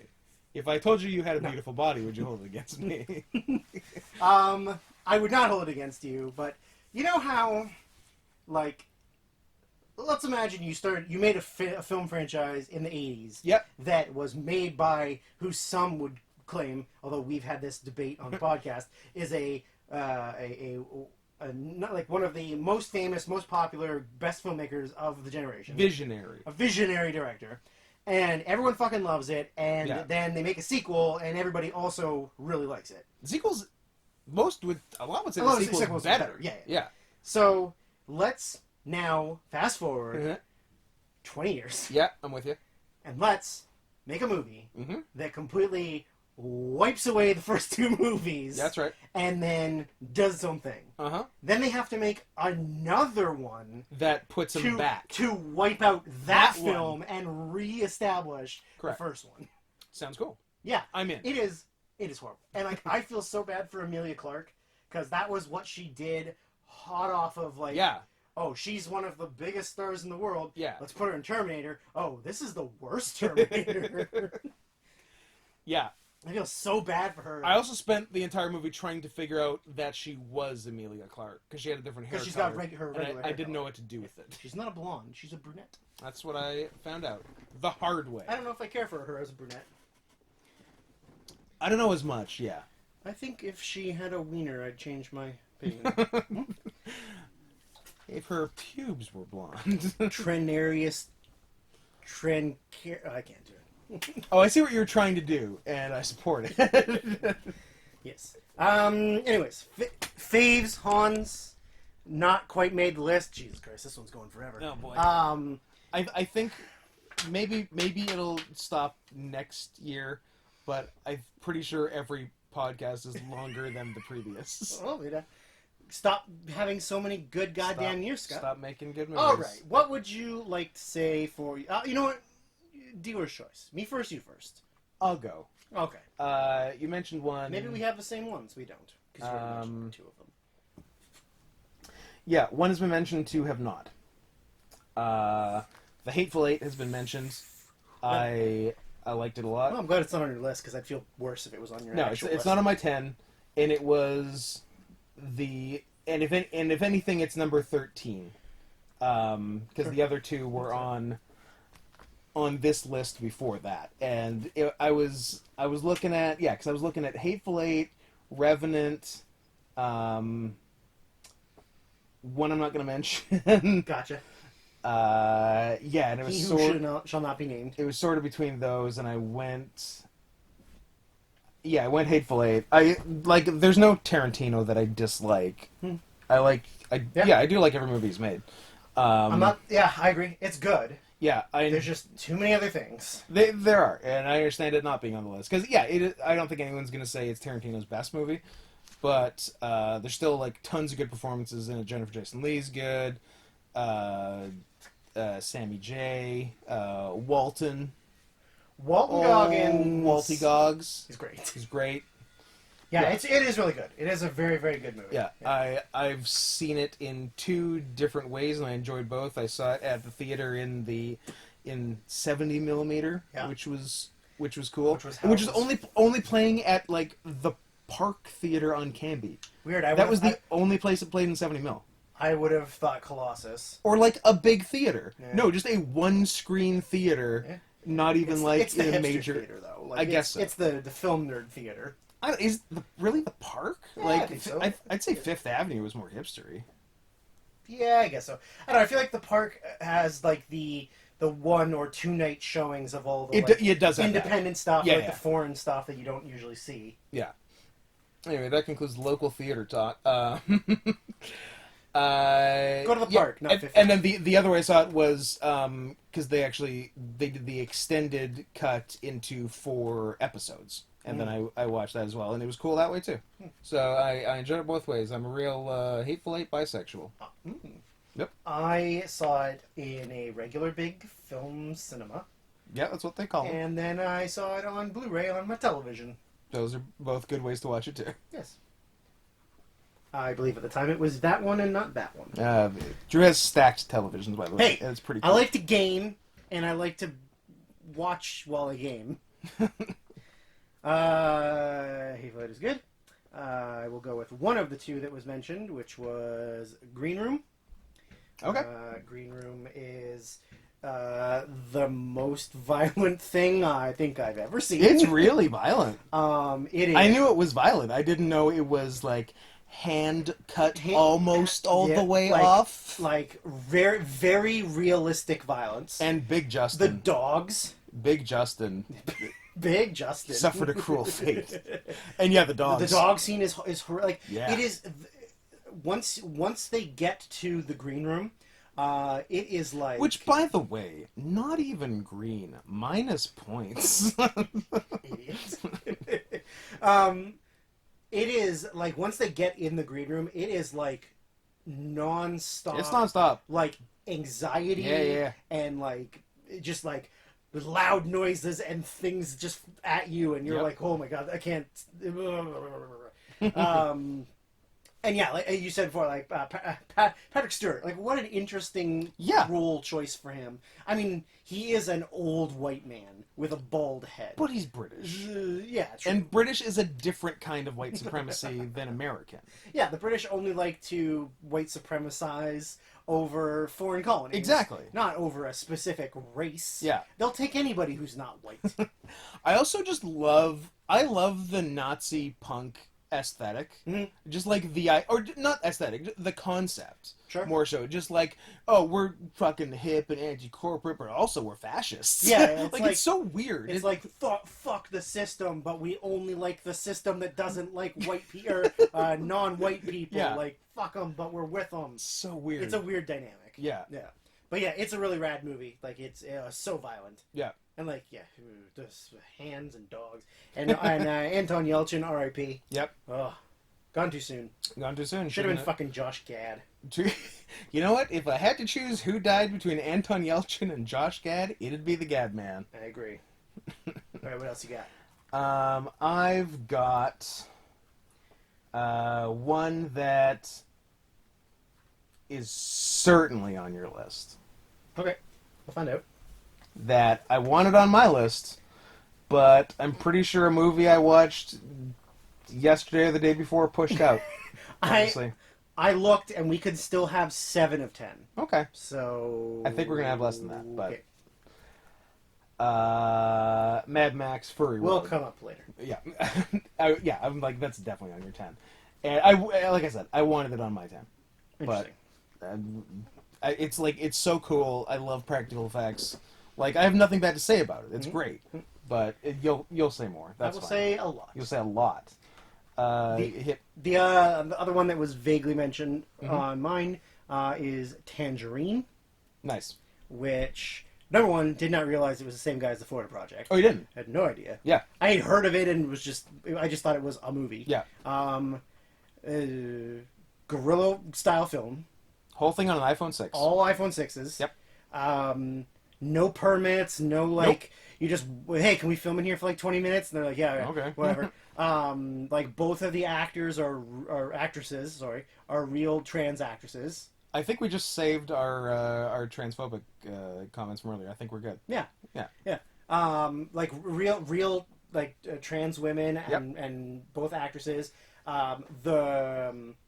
It's such a frantic movie. It is frantic, yes. You know that like the But not green room frantic. Just no, yeah. no, and it's frenetic is Yeah. maybe the word. Yeah. because it's like very just like you're rushed or like you as the viewer Yeah. are just rushed around so fast, like following these characters Yeah. and like they're moving very quickly because they it's all about the distribution of the time for the characters and how Yeah. they have to get somewhere by some time and they're doing this and they're doing that and It's the hectic life of the trans prostitute. absolutely so yeah it's just so like in your face fast, like things moving Yeah. around really quickly. The music is like sort of like trance like fast Trance, not trans. trance with yeah. a C. But it like works really well with like the fast-paced nature of the Josh thing. Trance, I love. director of Fantastic. Hey, there you go. I liked the James Ranson reveal as the boyfriend pimp guy. Yes. because like that's not usually what he would play. No.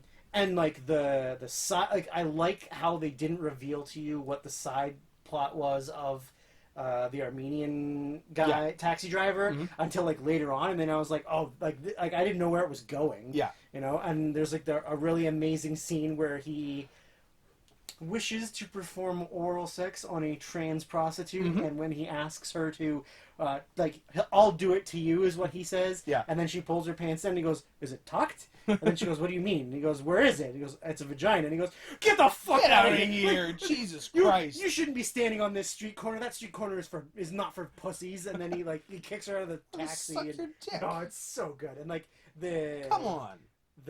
and like I love the chillness Yeah. of him interacting with the Alexandra character. Yeah. Because it's like when they see each other, they just like talk like normal friends, but then he like pays her to suck her dick when they go great. through the car wash. Like it's so bonkers. Like I loved every second of it. Yeah. Yeah, it was great. Yeah, it's super fun. It was super fun. Yeah, I like it a lot. My last one is a small little movie that I told you to watch, and I feel like you didn't, but maybe you did.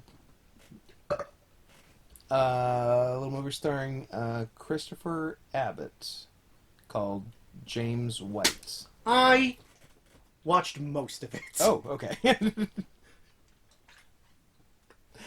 I think it's really good. It came out of nowhere for me. Like I hadn't seen much Christopher Abbott. I hadn't seen much by the director, if anything.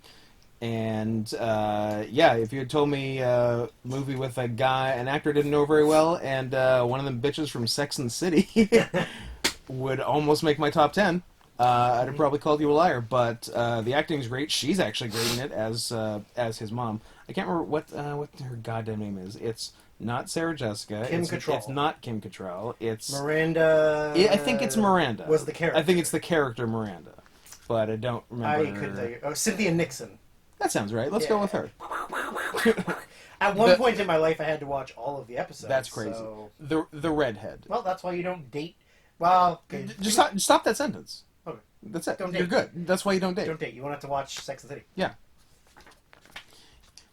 You won't have to watch How to Lose a Guy in 10 Days and then break up with her because she made you watch How to Lose a Guy in 10 Days. True story. True story. All right.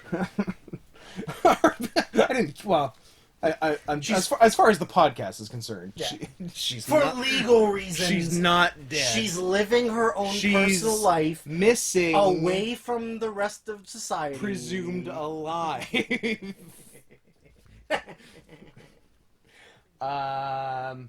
But yeah, I don't think a lot of people have heard of it, so go check out James White. It is a not uplifting movie.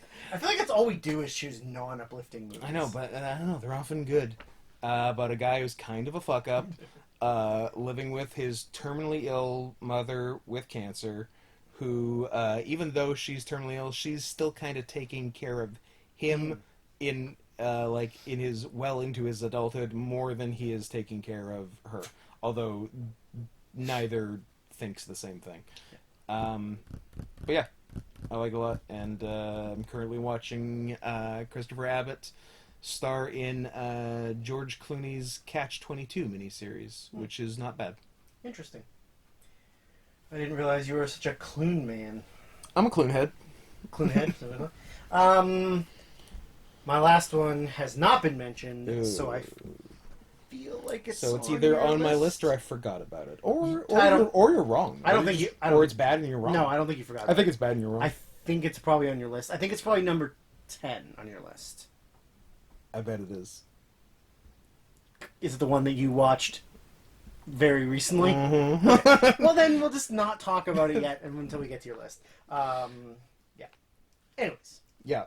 Oh, and like I had said to you off microphone, the one that was on my faves and stayed on my faves the whole time was Green Room. Okay. Never left. It was like, that is on the It list stays. no matter what. Like, it's there. That's where it lives.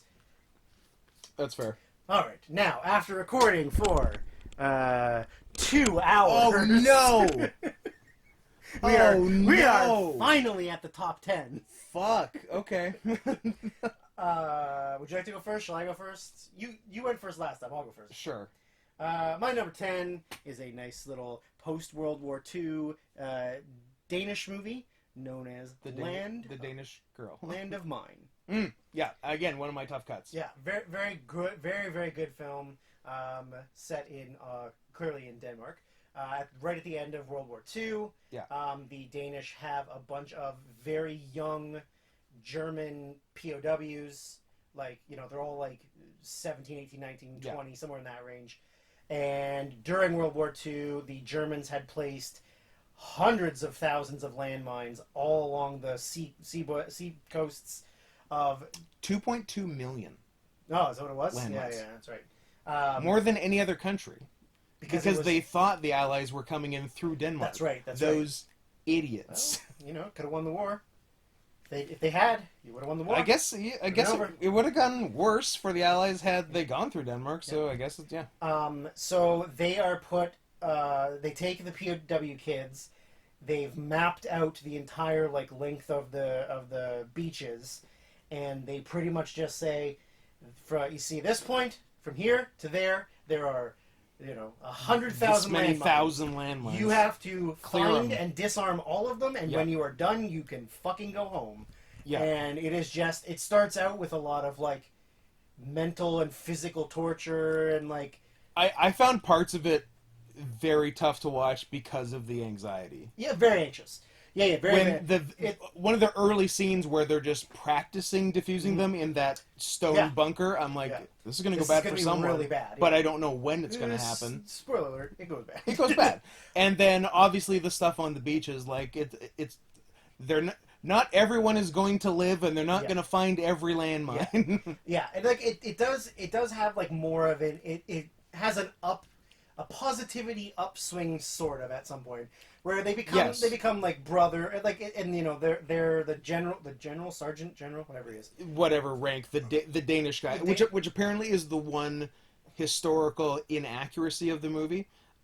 There were never Danish soldiers commanding German soldiers. It was all German commanding German. But it obviously makes much more sense for the story to have a Dane in charge, telling them what to do. Yeah. So he sort of becomes not like an older brother. But they get pally. Yeah, they get there's a friendship that's formed with them.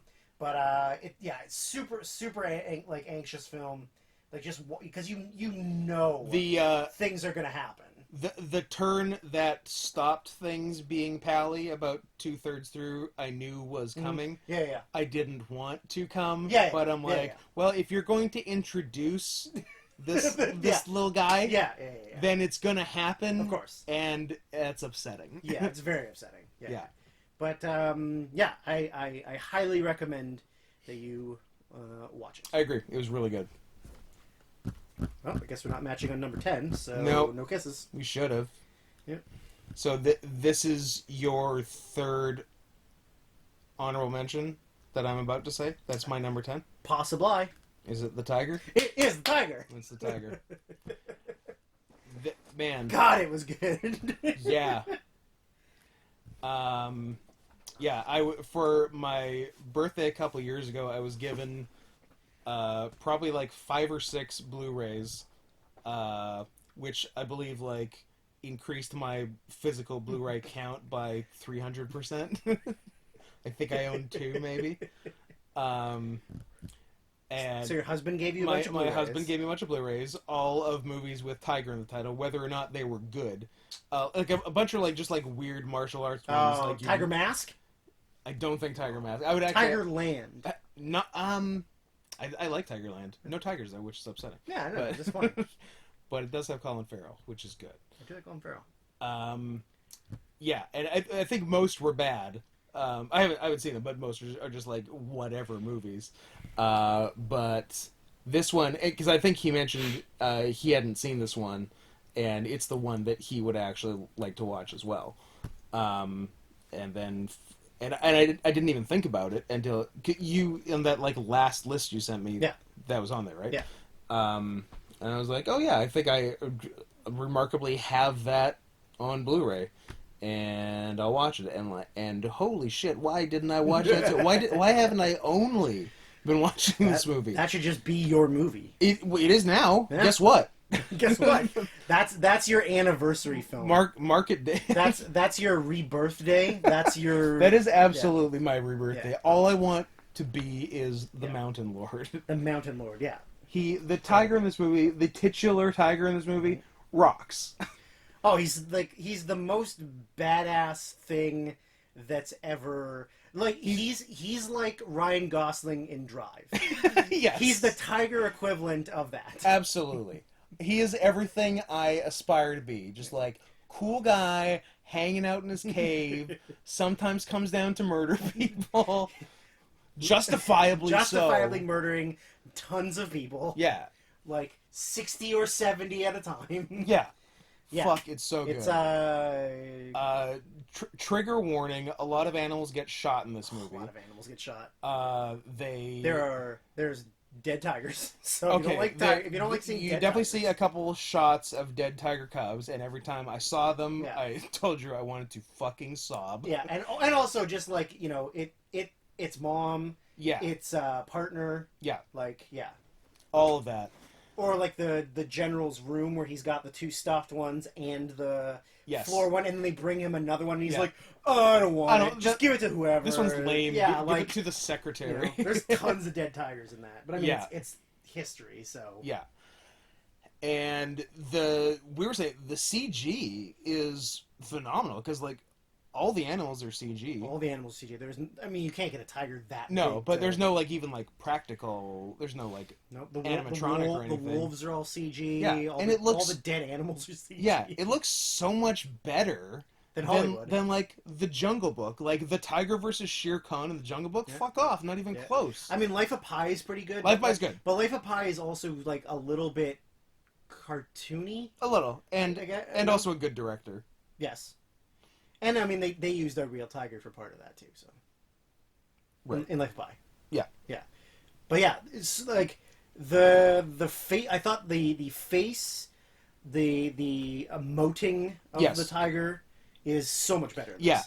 Like, Oh, yeah, It for actually looks like a real tiger's head. Yeah. Whereas like other times, it's like you can tell that You know it's a CGI. It's head, been right? drawn. Yeah. Yeah. He's a big old boy. 850. Yeah, 850 pounds is a big kitty. big kitty. Yeah. Just when he wants to be a fucking murder machine, and Yeah. when he wants to be, he's a very sweet boy too. Yeah, I like the ending is very sad. Yes. Like the ending of like their Did life's completely destroyed. Life's completely destroyed. Mhm. Let's just fucking kill Let's each other. yeah, like we don't even particularly have hostility toward each Not other necessarily, anymore. no. Because that's what I was thinking. I'm like, midway 2/3 through, I'm like, it's not like they really, really hate each other. No. So does it culminate in a big fight? and in a way it does, in a way it doesn't. Yeah. It makes sense. It makes perfect sense. With with everyone's life being destroyed. Yeah. Did I have tears at the end? Sure, I did. Sure, absolutely. Yeah. I think the first time I watched it, I did. I rewatched like kind of like bits and pieces of it last night. I don't think it hit me as hard. Yeah. because Well, like wasn't- I almost did every time they showed dead Of cubs. course. I didn't. But then the very end, like the last shot, Yes. if you remember the Yeah, last yeah, shot, yeah. that's what got me at the end. Yeah, that's pretty heartbreaking. I think it was the heartbreaking part too is that like they obviously have a history together, and like the history of that, like has always been of like almost love. Yeah, and then and that's what when I was thinking when I'm going to like describe this movie to people, like the first thing that comes to mind is this old hunter who has a complicated relationship with the tiger, but that just sounds like they're fucking. But who knows? Maybe they I are. mean, they didn't. They did not. They fuck. didn't not fuck. Yeah, but it's like it's almost like At no point did. At no point did he say to the tiger, "I'm not going to fuck you." exactly. So you don't know. It's ambiguous.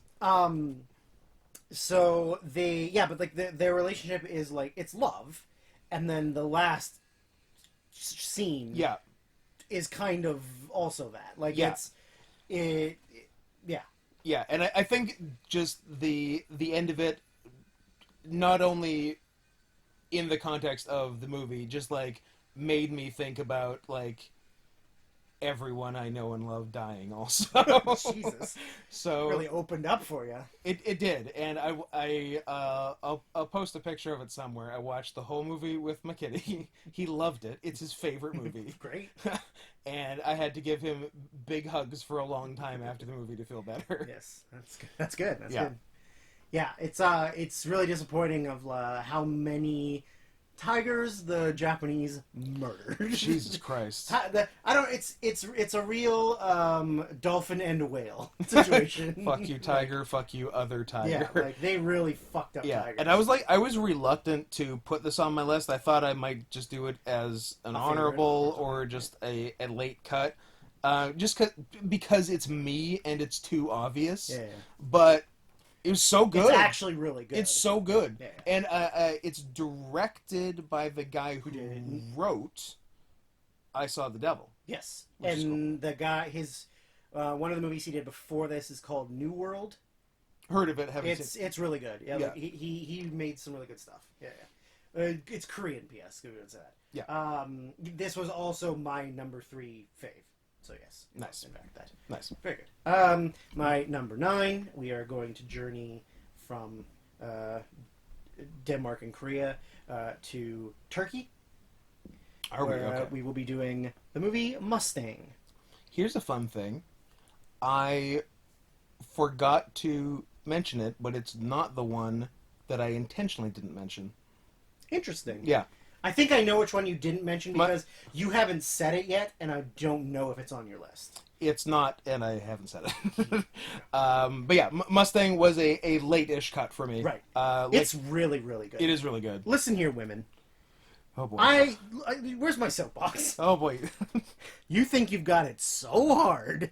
Well, if you live in Turkey, Why don't you you go to- have it really How fucking about you hard. fucking go to rural Turkey? Like, it fucking sucks to be a woman in any of those countries. God damn. It's so 5 sisters. Yeah. Whose parents died. Also, if those parents had a 6th One kid and it was a boy, retarded. retard. Of course, it's the rules of. Well, it can't be the rule of 6. Whatever. It's the rule of whatever. No, because the Wolfpack's also 6. The Wolfpack is also 6, but I have a family example that's like 10 or 11. Oh no. Like, I don't know if it's, I think it's great. It'd be my great-great-grandparents' kids. Oh. And it was like, I think it was 10 boys, retarded girl. Ooh. Yeah. I thought you were gonna. No, I can't. I'm not gonna say that out Oh. loud. So yeah, their parents die. They go to live with their uncle And grandmother. and grandmother, and their uncle is like very traditional, Yeah. strict. I mean, the grandmother is too, but the uncle is the head of the house.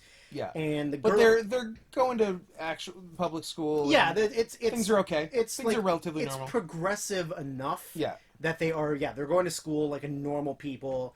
But of course, they're all between the ages. I think the oldest one is 17 and the youngest one is 12. in there, or maybe a little. I'd say a little younger than 12. Yeah, like Like 10. 10 to 17. 10 maybe? to 17. So Yeah. all five of them are in that range. So of course they're like young girls, like, you know, growing up and experiencing like being women, Yeah. and they all sort of like act out, and like not necessarily in a bad way, but just like in a, they don't want to be in this repressive Turkish society where their uncle is literally telling Well, I them love what they that the can and can't do. inciting incident that makes them pull them out of school and just like homeschool them to be wives is they're going home from school one day and they go in the water and do like chicken Yeah. fighting Yeah, with some with some boys. boys. And then they must be put to death because they were grinding their vaginas on the boys' necks. On the back of their heads. That's real, The real most sexual. erogenous of Hey, zones. if you rub your vagina on my neck, I'm gonna get hard. We'll try it. Yeah, so that is sort of the inciting incident, and then of course that just makes them want to rebel more. Exactly. But that leads to them, yeah, they're pretty much being forced to be housewives, or you know, like women in the traditional sense.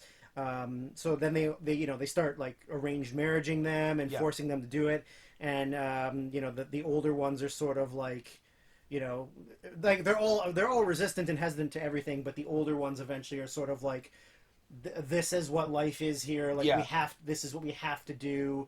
You know, if It's a living. if we do it, then it'll, you know, it'll like appease the uncle, and then he won't be so like fucking dickish to the younger ones, whatever. Yeah. But by the time it gets to the fourth one, who is way too young to be getting married, Yeah, she's like 12. she's like 12 or 13. Yeah. Like, she's way too young.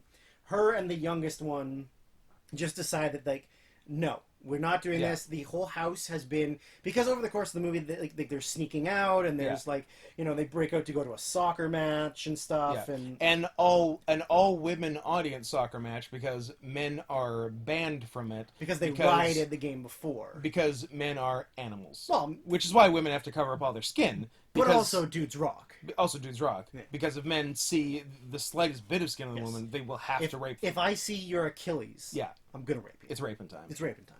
It's raping time. Mighty Morphin Power Rapers. But yeah, and so like the house has become like, you know, as they escape and stuff, the uncle gets fed up and he like literally like bars all the He windows. turns the place into a prison. into a prison so they cannot escape. But the girls use that as to their advantage to when the second youngest is getting Second married. youngest arranged marriage, yeah. They manage to lock everybody out of the house, steal the keys to the car. Eventually break out and leave, and they Make a and daring they break away, escape. and then the ending is very, very sad. Yeah, it's like it's hopeful at the It's end. hopeful, but it's also I loved the music at the end. I thought it was like the score was perfect for that. I really like that. surprisingly, the director has not done very much. Yeah, I'm not Like, very familiar It with was the nominated director. for an Oscar, Yeah. and that was it. The also should be noted that the uncle in question was also raping some of them. Well, you know. You know, and one of the middle one did not handle it well. No. That's an understatement. Yeah. But, you know, it's Turkey. He's a man. He can do whatever he wants. Turkey. Girls, stop complaining. Yeah. Anyways, what's your number 9? Embrace of the Serpent. I wanted it on my list so bad. It's really cool. It's in black and white. It takes place in 2 different time frames. And my favorite thing that they did with that was when they get to that like really remote missionary in the 2 times. Yeah. And like the first time it's like a Christian Yeah. missionary place where they're Breaking in the native boys. breaking in the natives, and they're very strict with them. And then when the later generation, and it has gone bonkers. The Messiah. It's so good. I really like that.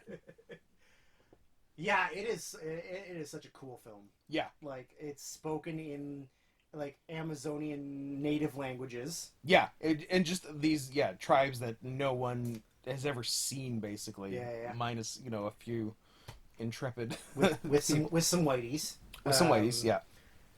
But yeah, it is a really, really cool film. Yeah, it was between this and like a few others for getting those like 9, 10, and honorable mention spots, but this guy snuck in just because it's so interesting, it's so different. Yeah. It's really well made. It's all very raw and real. Yeah. And yeah. Yeah, that's like all natural everything, because it's not like you can really Yeah. like No. set up anything, Yeah. because you're in the middle of the fucking Amazon. Yeah, you're literally in the Amazon. Yeah, like there's a lot of really really cool stuff, and of course, like spoiler alert, white people are bad. White people are bad. White people are the worst. Yeah. I say that as a non-white man Correct. because I'm non-binary, so Also not white. If I'm non-binary, I can't be white. yeah, I don't identify as any race. I'm changing my race. Is that all you want to say about it? You're good. Yeah. Not, I don't know. not very talky today. I don't know. We're 2 hours in. It's This is how I feel when we record at like midnight. like I'm not tired. I'm just like literally just length. Who cares? All right. People will listen. They like us. You like us, right? Tell us you like us. Please tell us you like us. tell us you like it. Send us nudes to your wife. Yeah.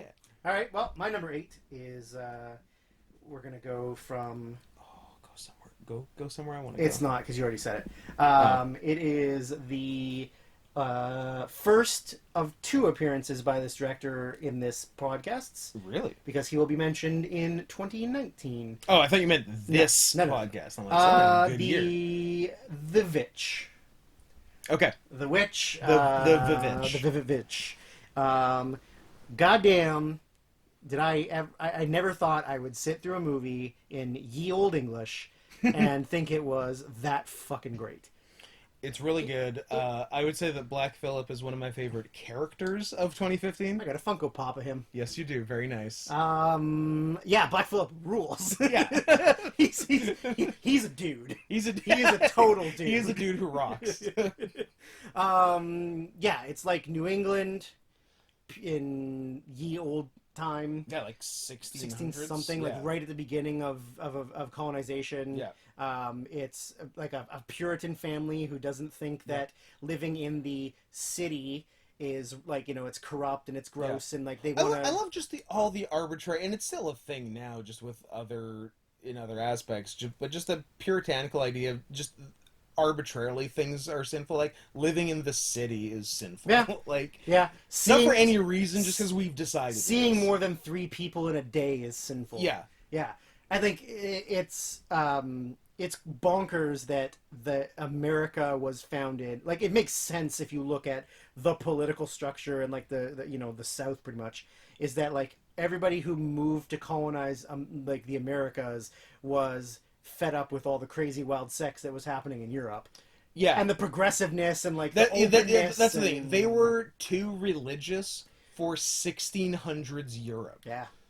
Yeah, that's bad. So the father decides that they're going to move out into like the middle of nowhere in the woods, yeah, and build like a house and whatever, and then just evil, dark things start happening. And as you may have guessed by the title, there's a Dracula. I mean, sorry, there's a witch. There is a Dracula. There's a witch. But yeah, just like dark things starting. But it's like there's no like it's all natural lighting, and it's like there's nothing fancy about the film. It's just like filmed raw the way it is. Yeah, it's like, really cool, really atmospheric. Really atmospheric. I mean, they managed to do so much with so like it's limited cast. It's like five people. It's like Eggers' first, and one of them's a baby. It's his first major movie, right? Yeah.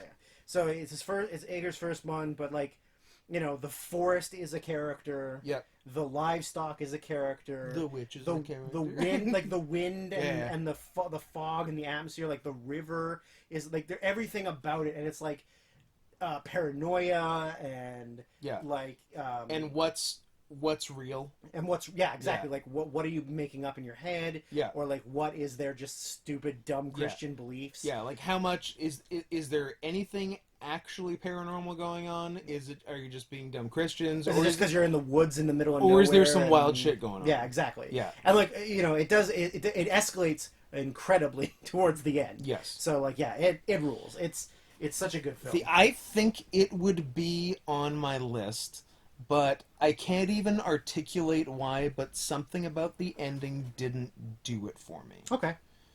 Is And it because the everything ending else- has been sort of done in other things like that It could before? be. It could be Because that. it's kind of similar to the Crucible, Yeah. right? Yeah. So, Yeah, so I wanted not necessarily something more. I think just something else. I wanted something a little different than what I got, but I was very on board the whole way. And it's not like it lost me and I don't like the movie Right. anymore. I just wanted a little something different that really would have done it for me. sure. I can Yeah. feel that. Yeah. I guess I just liked it a little bit more than you did, Yeah, that's okay. And yeah, he also did a pretty decent 2019 movie, which we will talk about. which might come up. I think It's gonna be high. it is. I agree. Anywho, I think I know where it is for me already. I don't know yet, but I'll think about it. Yeah. Anyways, what is your number 8, madam? We're gonna hop on a steamer to to Sweden. Okay. What do you think about that? I think it's lower than mine, unfortunately. Well, I knew it wasn't the same, which is why I wanted you I know. to travel there for number 8. But I will not be traveling in that you've direction. once Sorry. again screwed me. A man called Uwe. Uwe. Uwe. Shall we talk about him a little later when Yeah. we get to yours? It's soon. It's soon. You're number 7. We're pretty close. We're pretty close. Are we traveling anywhere for number 7? Well, if we're in, northeastern United States, Uh-huh. we're gonna have to take a tram steamer across the ocean. I was just hoping we were going. Just go south. Go straight south to the wonderful world of the United Kingdom, where we will be talking about 45 God years. Fucking damn it! We were so close. Yes. Ah! Why do you, this happened last time? It did. Twice. It happened twice last time. It did. Okay. Well, then, what is? Come on. What is your number 7? I'm trying to smash over here. What is your number 7? Well, number 7. If we're in the Northeast United States, just keep going south until you're almost at the border for Sicario. Oh no. No, you switched them. No, we have them in opposite No, order. that's what I mean. You have the opposite of yes, mine. they're switched. That could have been 2 kisses. That could have been back. Turn it off. Turn it off. I'm mad now. I'm just mad at you. Oh, I was so close too. So close. So My- our 6s and our 7s. I don't know, Sorry, what Scott. I'm so sorry. I don't know. What do you want to do now? I would like to get some food, but so fuck. our 5, 6, 7 were just slightly rotated So because your number 7 is my number 5, right? Yeah, so my my- number 7 is your my- number 6. my 6, 7, 8 is 45 years Sicario Uwe. My 5, 6, 7 is A Man Called Uwe, Sicario, 45 years. Fuck me. We were so close. That could have been. That could have been a 3. goddamn triple kiss. Are you kidding me? Well, Scott, it's not meant to be. I guess we have to be straight today. What do you want to talk about Sicario? I guess. I mean, we can talk about all 3 of them because all 3 of them have been mentioned now. Okay, so... Sicario's my number 7. It was really good. It was really. You're like a kid reading off his book report. Yeah, that he barely cared about. Yeah, that someone else wrote for me. Yeah. Sicario was the one Villeneuve movie I hadn't seen. Right. I saw pretty much. Oh no, I didn't see Incendie when it came out, but from Prisoners on, Yeah. I saw everything as it came out, except this. I think just because the subject matter wasn't as interesting appeal to to me. you? It was also kind of a step up in like blockbustery, like Yeah, I thought it would be a little too Hollywoodized, maybe. It really wasn't. It's still such a Villeneuve movie, which made me so happy. yeah, absolutely. It's so his style It's- still, yeah, which I was like, oh, I'm so glad. It's still weird and Yeah. has like unique little things and Yeah. yeah. It's got Del Toro killing a family. Yeah. That scene fucking rocks. It's got a house with bodies in the walls. That was cool too. It's yeah. got prayer rugs at the border that then Trump thought was real in real life. That's right. That was a good one. Yeah, tons of great tense scenes. Yeah. Great violence. Yeah, Like, the violence stuff is really, really good. and like cool commentary, not even commentary, just like telling people how it is that may not know it. Like, I don't think a lot of people know that the CIA works with Colombian cartel people to fuck over Mexican cartel people because they're currently more angry at Mexico than and they are in Colombia. Colombia. Yeah, And when and that will change, and then it will and be then the it'll other way around. Hey, Mexico, sorry we fucked with you Like, for a while, but the you know Colombians- how, I don't know, for example, the Bush administration sent the Taliban government $43 million in May 2001 because they were friends with them then, and then probably sent someone else money the next year. Yeah. It's like that. You don't say. I do say. Yeah. It's exactly like that. Yeah. Yeah. I know that the sequel isn't as good, But I but haven't, it's a lot more Benicio centric. Like, it's more which about I'm okay with because him. he's pretty cool in this movie. He's very cool. in this Yeah. movie. I mean, he's very cool in everything. Yeah, That, I haven't seen the sequel, but I heard even though it's not Villeneuve, it's pretty good. that dude fucks. Benicio Fox. Yeah, it is still very good. Yeah, it's great. It's I'm glad that Villeneuve will get a clean sweep because He will. He deserves it. No beating around the bush here. He's getting a clean He sweep. deserves it. I'm very glad I made the last minute enemy switch for 2013 Yes, you almost blew it. because it was hard to get two by the same director in dumb there, but I'm cunt. like, yeah, let's do it. Yeah. So that was your 7. 7. My 7 was 45 years. Which is my 6. Charlotte Rampling can get Is it. so yeah. She can get it. I don't care One, how she can old get she it. is. 2, she's so good in this. Oh, she's amazing. It's a real look at when people are actually in love, what you will put up with and do in your life. Yes. Because it is. I mean, I don't want to even give away You don't want to give away too much information, but it's like it's a married couple who are building towards their anniversary. It's their 45th wedding anniversary. Spoiler alert: 45th wedding Because anniversary. they put off their big 40th party because he was having heart surgery or something. Yeah, which he has a big gross heart Yeah. scar. But like by all accounts, they are still happily married. Yep. They, Things they're- seem good. They're young and they try to act young and they're playful Yeah. and they're like loving. But Yeah, he has something. happy older couple. Yeah, but he has it's not even like a dark secret from the past. It's just something that happened to him when he was much younger. Yeah. That he never really got closure on. Yeah. And then while they're Or building, really talk to her or about talk to her about it was just something that happened in his past. Yeah. And as they're doing the build up to the anniversary, he gets information about that event that that brings it all back up. just kind of puts things into And a little really bit strains disarray things, yeah. and but she still wants to yeah. it's not like he did anything wrong. No. He didn't do anything bad or anything wrong. No. It's just something from the past that has made feelings and thoughts kind of get all fucked up. And has directed a lot of the decisions he made later. Yeah. Yeah. Exactly, right? But he's been a loyal husband. Yeah. They love each other. Yep. It's just but she's amazing in it. Yeah. She's such a She was nominated for it, right? yes. Yeah, which was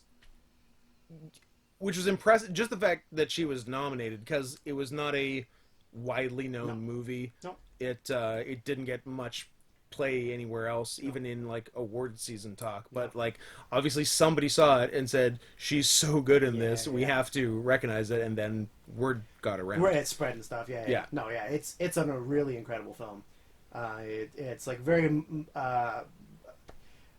emotional and moving. It's great. Yeah. Yeah. Ending is great. Ending is great. Yeah. Ending's perfect. Yeah. Yeah. If The Witch had ended like that, If The Witch had been 45 years. if The Witch had ended at an anniversary party, then I'm in. Yes. And A Man Called Uwe is the other one that was mentioned. Your 6? Uwe is my 5. Your 5, my 8. Your 8. So fucking close. God damn it. So fucking close. Why can't we get our shit together? This This makes the multiple kisses in previous years all the more impressive. Yeah. Because this is how hard it is to match them up. yeah. Well, maybe 16 will be better because there's less options. Yeah, we're hoping 16 comes in at under 3 hours. We'll see. We're at 2.5, so we're halfway done, and we've. I mean, we did a lot. I don't think it's going to take another 2.5 hours for the last 5 movies, but we'll see. We'll see.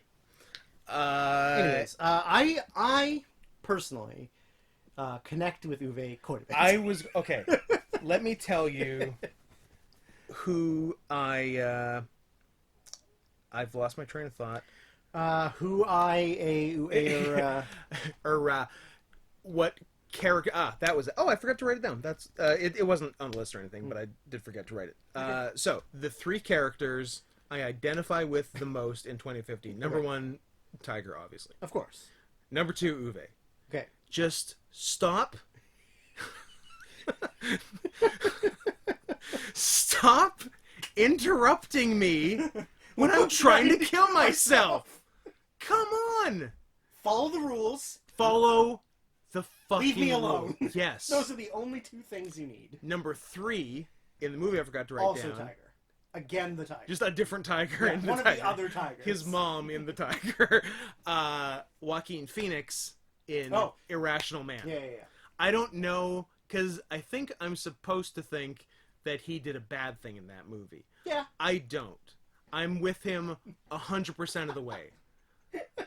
I'm with him to the point where he does an unquestionably bad thing at the end, and I'm still with him. Yeah. And I think he's your guy. I think he got a raw deal. Yeah, 100%. God, I got a raw deal. Look, he's just. Joaquin and that was great. It's too bad nobody watches Woody Allen movies. You're not allowed anymore. to. I guess you're not allowed to. You can't watch I love Polanski, that. you can't watch I Woody. love that Emma Stone just keeps on making them. She's in like everyone in the She's cool with 2010s. She's like Jennifer Lawrence with Harvey Weinstein. Yes. Yeah, she's a Woody apologizer. But Irrational Man was pretty fun. Didn't make any lists, but watch it and see if you are on Joaquin's side for as much and for as long as I was. Anyway, back to Uwe. I can appreciate a grumpy old man who just wants to be left the fuck alone. And that's kill himself. I don't know about the I'll kill myself. No, I love the character development. It's really good. The ending destroyed me. Yeah, I didn't have a cry, but I understand it. Yeah, completely. Yeah. The fake out and then the real. Yeah. Coming fairly close together. Might have not done it for you. That's why. No, I think that was well done actually. Oh, okay, gotcha. It just whatever it was. But yeah, I loved it. I think he's a character that, I mean, if I didn't associate myself with him, because he is me, like a great redemption. Yeah. And I don't know if there's ever been anyone in cinema who has had a better redemption. It's a pretty great redemption. Because you're not supposed to like him.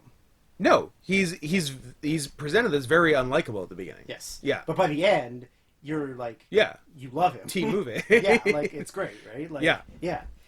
They're making an American remake of it starring Tom Hanks, and I don't know if I feel like it's going to be good. Do you think Tom Hanks can play a grumpy old asshole who wants to kill himself? I think there's better picks for that character than Nick Tom Nolte? Hanks. Sure. Gary Busey. Brian Dennehy, had he not died? Denny would be good, actually. Yeah. Who else fits that? Who fit that bill now?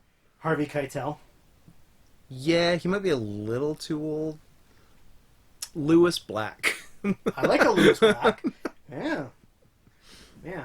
With his... I can't do a vocal impersonation, but I can do a physical. You can do a very good physical. There's a bunch of hands waving. Yeah, he's an angry Muppet. Yeah, he is. He really is. Okay, yeah. So A Man Called Uwe is my number 5. My number 5. P.S. Does Sicario count as a Canadian film?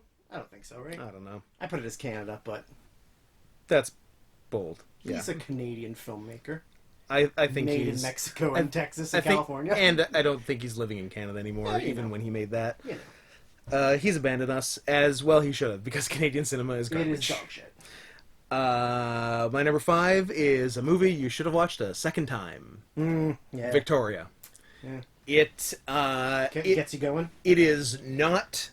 The gimmick is great, Sure. but it's not just the gimmick. It's not fucking The Artist.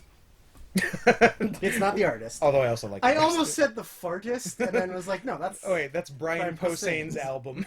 Yeah. No, yeah, okay, yeah, you're right, yeah. So the gimmick is, it's not just about the gimmick. Yes, Yeah. like it would be a very good movie if it was full of camera cuts. Yeah.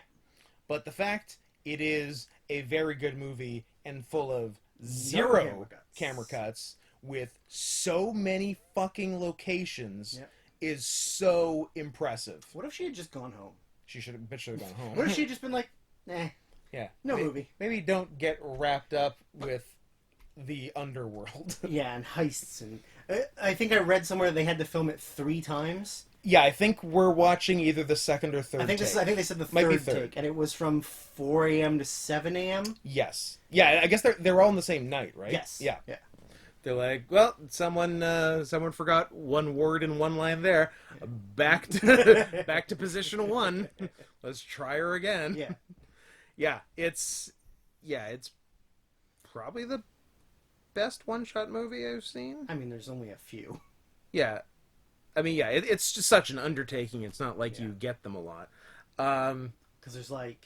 I mean, Birdman pretends to be one. Yeah, but- there's Except at the end. Is it Colombian, Argentinian, Silent House, Yeah. and then there's another Brazilian one that I can't remember what it's called. Brazil. Just the movie Brazil. Yeah. It's my favorite Brazilian I don't movie. think the movie Brazil is. I think it's one shot Brazilian and it's or one Brazilian. shot. Yeah, I don't think you know. I think All right, I fine. think you don't know cinema Fine, as well as you whatever. think. Whatever. I'm sorry that I don't go to film festivals. But yeah, check out Victoria and count the camera cuts. Yeah, spend the whole movie focused on where the camera cuts. Yeah, don't are. pay attention to the action, the plot, the acting, anything. The only my only critique is, and they probably had to do it, was they had to fake the piano playing. Well, I mean, I know. not like they had a lot of options. But they I would have been so impressed if they didn't. Yeah. Yeah, I mean, I think it's a cool, like her having to make a lot of bad decisions. Yeah. Because she's like forced to make bad decisions. Pretty much, yeah. At a point, she's stuck. Kidnapping babies. Yeah, like she could have, like at the beginning, she could have gone home, but after she didn't go home, she's pretty much in it. It has to be in it to win it. In it to win it, yeah, 100%. Yeah, yeah. And yeah, just like it's pretty relentless, which is what you want for, which is cool for a one-shot movie. It just like keeps coming at you and keeps throwing things at you. We can only possibly match on 3. And I think that your number 1 is my number 2. Oh, and your motherfucker. number 2 is my number 3. That's So I honestly Drew, feel that like is- we can't match. that is infuriating. My- we don't have the same number 4. Well, that's good because you. But you better get your shit together on the top 3. are dead to me. What's your 4? My number 4 is something I, in almost any other year, would have put at 1 because things are too good. Where are we right now? We were doing our world tour, and I forgot where we stopped off. I guess we're in Sweden because we talked about Uwe. Or where are we in Victoria? Germany? Yeah, Germany. Yeah. So, from Germany, it's only a quick little hop, skip, and a jump on a plane to the wonderful world of Iceland. The movie, The one that you had written down. that was a very tough cut for me that I knew would be on your list. Absolutely. Yes. Because I think I told you it was going to be really high on my list think at so, some yeah. point. Like other years, 1 or 2, but just because this year is so fucking good, Yeah. 4. Yeah, that it's would great. be Rams. Yeah. Rams is the most basic of storylines. Yeah. Just 2 brothers who both raise sheep. And surprise, surprise, haven't talked in 40 years. Despite living Living on pretty much the same a property. block from like each other. Like the property Yeah. divide and stuff. Just over petty bullshit. Yeah. And it is just about like raising the because it's like a lineage of sheep from their family's history, and then there's like a big infestation that's everybody in the valley has to deal with their livestock being wiped out, and then they have to, despite what they want, reconcile and do what they got to do. Yeah. But it's very funny. Yep. It's, Yeah, there's a lot of humor in it. It's also just like a really human story. Yeah. Like, there's no fancy like bells and whistles Nope, to anything. it's just relatable. It's just two guys trying to live their lives. Yeah. And, like raising and sheep, just dealing stuff, with and, this new bullshit that's coming up. But yeah, and then it's really really funny. Yeah. And yeah, like it's not a comedy though. It's a drama. That's the thing. Yeah, it's 100% not a comedy. It is just Yeah. it is like a drama with a bunch of like funny coincidences and like little things that happen, and like it's great. It's just two old men, like it rules. I love it so much. That was your 4. That was my 4. So your 4 is not on my list. My 4 is not on your list. No kisses. If you screw me on 3, 2, 1, I think swear we to did. God, I swear. I to think God. we're fucked. If we fuck like 5, 6, 7, and 1, 2, 3 are just like weird permutations of each other. Oh, that's absolutely infuriating. My number 4 is The Lobster because I love Yorgos Lanthimos, and it would be number 1 if you got to see what was promised in the movie. I'm amazed I'm rating this as high as I am. I'm amazed. I'm amazed I'm rating this at all because I do recall coming out of the theater having seen it. I'm like, what the fuck? Could you blue ball me any harder in a movie that is centered around turning people into animals? You don't see anyone get turned into an animal. So if that's what you're looking for in this movie, turn it off. I just want the idea of just a tank with just a lobster in it and just like that's the end of the movie. It's just him in a lobster tank, like in some fancy restaurant or something. Yeah. It's great. It's that weird, like very not like real life world that Yorgos sets out. Very much the same in Killing of a Sacred Deer, where everyone sort of has autism. Yeah, or it's kind of and like everyone's awkward and stilted. It's like some weird like futuristic. Yeah. Like they figured out how to cure cancer, but it gives everybody Asperger's. Exactly. You know, like you can either have the cancer and get Asperger, or not have Asperger's, or you can be able to make eye contact when you talk to people. You know, your lifespan might get cut by 10 or 15 years, but you can act like a normal person. Yeah, but you're not really into Gundams. Or like collecting albums, but no one's allowed to listen to them. Yeah. Or trains. Or trains. They do like trains. So yeah, Colin Farrell's great in it. Great casting. John C. Reilly's a delight in it. Oh, John C. Reilly's so good in it. Really Colin good. Farrell at his dumpiest. Yeah. Like, got fat for the Yeah, role. he's like, I'm going to be not hot for this role, because that's what That's the the role point. That's calls for, and I'm a professional. I love the, there's like that scene in the hot tub. Yes. With the bitchy chick. Oh, it's so good. Yeah. It's, he's just, his brother's a dog who he just like comes with him. Like, why wouldn't you also be a dog so you can hang out with your brother? That's I guess true. it's the lifespan thing and the mating for life, and he wants to be in love. And he's and as previously mentioned, he's autistic. He's autistic. Yeah, so Doesn't just have like cancer though. it's true. Yeah, it's just that like everything is slightly off, surrealness to it. Yeah. That's cool, and just so weird and original. And I like it a lot, despite the fact that I'm also very angry at it. Yes, that I agree. You can't promise TF into a lobster and then it doesn't happen. Or anything. Show me the Or dog. literally anything. Whatever. I want to see how they do it. Yeah. I want to know The process. the process. Disappointing. If they had just spent half an hour on the process, 10 minutes. I would be. Just rush it in the end. I would be thrilled. Idiots. Yorgos, do better. Do better. Do but better also, you're doing a good job. Do better than number 4, Yorgos. You're doing a good job. All right. Let's see how angry we can make ourselves. Where are we traveling? Number 3. Where are we traveling? So we're currently. I guess does the lobster take place in America? I honestly don't know. or like a nowhere place? I think it's a nowhere place. Although they sort of go into the city at the end, and it's kind of America-ish. Yeah, it's hard to tell. It is hard to That tell. could be British too. It could be British. I don't know. We're going from wherever Lobster was To to the United States of America. fuck off. Where Why are you doing this to me? We have Why are you doing this to me? a film that only stars 3 people. Yep. A lead, If a I female would, lead, if I was to and another man who voices a 100 few characters. would those leads be David Thewlis, Jennifer Jason Leigh, and Tom Noonan? It would be. Yes. I. Why do you do this to me? Is it your number? I don't say it. Let's Okay. find out. Let's find out. Okay.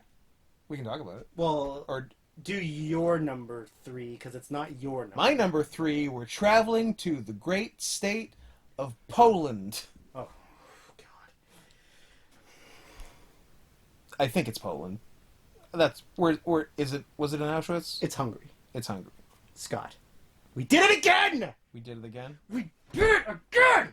Fuck. It's my number 2. Unbelievable. So we Son have of a so we have 1, 2, 3 transposed No, with each other. No, just 2 and 3. just 2 and 3. 2 and 3. Oh, unless you're No, Oh, we okay. don't. Then we're like sort of close. But Fine. unranked, we have the same 1, 2, 3. You know, live your life. Unless We don't. We unless don't. stop dancing We that don't. we're not kissing. My number 3, Is Anomalisa. yes, Your number 3, Son of Saul. Son of Saul. My number 2 Yep. is Son of Saul. Oh my God. Your number 2. My number 2 has not been mentioned yet. So My number 1 hasn't. It's not on your list. oh, What's your number 2? my number 2 is Youth. That was my number 11 that I Ah, had to leave on the list, but I couldn't leave on the list. Is that the one you knew would be on mine? Yes, Okay. because I know how much Okay. you like it. I love it. I also fucking like it, Yeah. but I couldn't put it on the goddamn list. Okay. Urgh! Damn. We got pretty close. Oh, Drew Somebody's shoving the remote all the way in him. All right, let's All talk right. about Anomalisa first. Okay. Wait, it's not your number 1. It is my number 1. Your number 1 is Anomalisa. Yes. So let's not talk about that because you're number 1. Okay. I guess talk about Son of Saul. Son of Saul, my 3, your 2? Yes, Okay. Son of Saul. First of all, The most depressing. it's not super spiritually uplifting. You don't say. I don't say. Basic premise is a Jewish prisoner forced to work in the concentration camps. Things are not going great. He, just as some act of something, he decides to make it his life's work to give this one dead Jewish Little kid boy. a proper burial. Yeah. And it goes from there. First thing I want to talk about is aspect ratio. Yes. Is it 4:3 or 1:1? It's 1 by 1. It's 1:1. So it's everything is so tight Yeah. and so claustrophobic. Yeah. And despite that, even though you're tight up on someone, there's often genocide going on Yeah. just in the background. Real bad things are happening. Yeah. Don't turn around. Do not turn around. Yeah, it's. Is there anything more? I know we've said anxious a lot in this podcast because there's a lot of high strung films in this.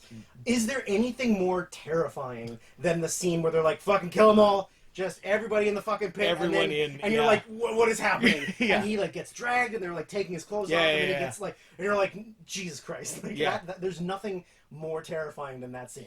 That's a rough one. Yeah, like just the Germans are so bad. It is, I will say, it's tough to excuse some of the things they did. Some. Some. I like experimenting on twins. That's I interesting. was just going to say Mengele was kind of cool. I was just going to say that. You know they died in Argentina in 1982? Yes. Died in Argentina. Except for they caught him and he died in Nuremberg in like what 1950. I can't remember. Yeah, Eichmann was Nuremberg in like 1962 or something. Yeah. But yeah, I don't think. Oh no, I guess Mengele did. He got out. I think he did get out because there's that like town in Argentina that has all the twins. Which you know, I'm just Hey, I'm not saying anything. connecting you don't the know. dots. Yeah. But yeah, it is It's intense. you want to follow that up by watching something uplifting, you know. You want to hug your kitty. You want to afterwards. watch that, and then you want to watch like Ridiculous Six. yeah, sure, why not? Something that's gonna cleanse you Pixels? of the sadness, because it is depressing. Yeah, Yeah, and yeah. there's It just is like, it is a tough movie. and it is also just like a lot of like running and moving fast Yes. and like loading and unloading, and Yeah, it's just very- like so much flying at you all the time. Yeah, very frantic. Yeah, it is crazy. Yeah, I was disappointed by the director's follow-up. Did I see Which the director's follow up? I'm struggling to even remember the Cold War. title It's of it. It's not Cold I know War. it's not Cold War. Sunset. Sunset. Is that it? But sure, I will look it up right Look now. it up. I think it is, and it did a lot of the same. Laszlo Nemes. Yeah, It is in fact called Sunset. yeah. It's very forgettable, as evidenced by the fact I was struggling to remember its name. But yeah, it does some of the same tight shot stuff, which is good. It's not 1x1 or anything. It might be 4x3. I can't remember actually. But yeah, it just was really not so interesting, Disappointing. unfortunately. Yeah, I will and say and that. I was like psyched going into it. I'm like, Yeah. dude did Son of Saul, like, because Son of Saul was hanging around number one for a while. It's perfectly capable of being number one. Yeah. Well, that's mine. You should talk about youth, I should talk and about then we'll youth. do our number ones. So youth, for you, did, It was 9, 10, or 11. It was like Yeah. in that mixture of. but then as it ended up, is also not on your honorables. I like those other three a lot. No, and no, I no. was just sort of like, Yeah. whatever. I don't want to overthink it. You know? Yeah, no, I'm with you. So yeah, the youth is such. I mean, I have more than one kind of movie, but youth is very much one of my kinds of movies. Because you're an old gay eccentric. I'm an old gay eccentric. Although none of them are gay. No, you just added that. Well, I want you to feel at home. No, I'm Paul Dano in the Nazi outfit. He's so off-putting. I hate his face. Well, so do directors, which is why they have him always get punched in it Mm. multiple times. Yep. They made him grow. He grew a goatee, right? He had a goatee in it. I think Yeah, so. Yeah, it's been a minute since Cover up I've his seen face, it. you know. Yeah, I didn't even need to rewatch it because I knew it would be in my top three. Like I've seen it more than once, but I didn't rewatch it recently for this. But yeah, it's Michael Caine and Harvey Keitel. That's a great Harvey Keitel. Pretty good Harvey impersonation. Keitel, right? Yeah. Rachel Weisz. Rachel Weisz. It's a lot of waxing philosophical, which, when done well, I love, and when done poorly, is pretentious and annoying. Yes. This was the former of Yep. those. Yep. This is the director of. It's not Guadagnini. It's the other Italian director. Capio. No. It's the director who did The Great Beauty, right? Yes. Yeah. Codiacino. It's not that. I feel bad that I'm blanking on his name, but it is the director who did The Great Beauty. Paolo Sorrentino. That's the one. And yeah, this has more plot than The Great Beauty, which even The Great Beauty I really like, because it's just a series of beautiful postcards with a charming old man talking to people, which I like. But this is some plot, other charming old men talking to each other, and Yeah, it's just such a nice movie to just actually definitely the least probably the least anxious movie Yeah, I would say so. of the group. It's pretty chill. It is very chill. It's just like get a fancy coffee and sit in a comfy chair and just like Cross-legged. and just like disappear into this movie. It yeah, I just like the way See, I mean, it's even circled. even circled. Look at you on your little index cards. Yeah, I just like the way it makes me feel. And Like a natural woman. like a natural woman. And yeah, I wish more things like this came out, but it is always so refreshing and nice when something does come out like this. It's not trying to be anything else. It's just like the writer. Did he direct and write it or different writer? I can't remember. But just the writer and via the vessel of the director, just like here's some thing. Here's just some things I'd like to talk about, and let's get these great actors to be the ones who talk about them, and the setting is beautiful. It's at like this like fancy exclusive hotel in the Alps. Yeah. And so the backdrop of everything is gorgeous, same as the Great Beauty. That's obviously Sorrentino's style. See, what did he do after you? He directed 9 episodes of The New Pope. Really? Yep. Huh. That's almost, but not quite enough to make me watch the new Pope. I was gonna say, I guess you're almost into it. Yeah, but Does that John Yeah. Malkovich? damn, I can't believe we didn't mention anything. That's Nope. very upsetting to me. Oh well. No kisses for you. Only kisses for that. Only kisses for that. Well, I guess we're down to the ones. We are currently in the Alps. We're in the Alps. I will take a flight through space and time Mm-hmm. to get to Australia Mm-hmm. to what I think is the best made film of the decade Ooh. that was mentioned previously by you in your Hans. That is Strangerland?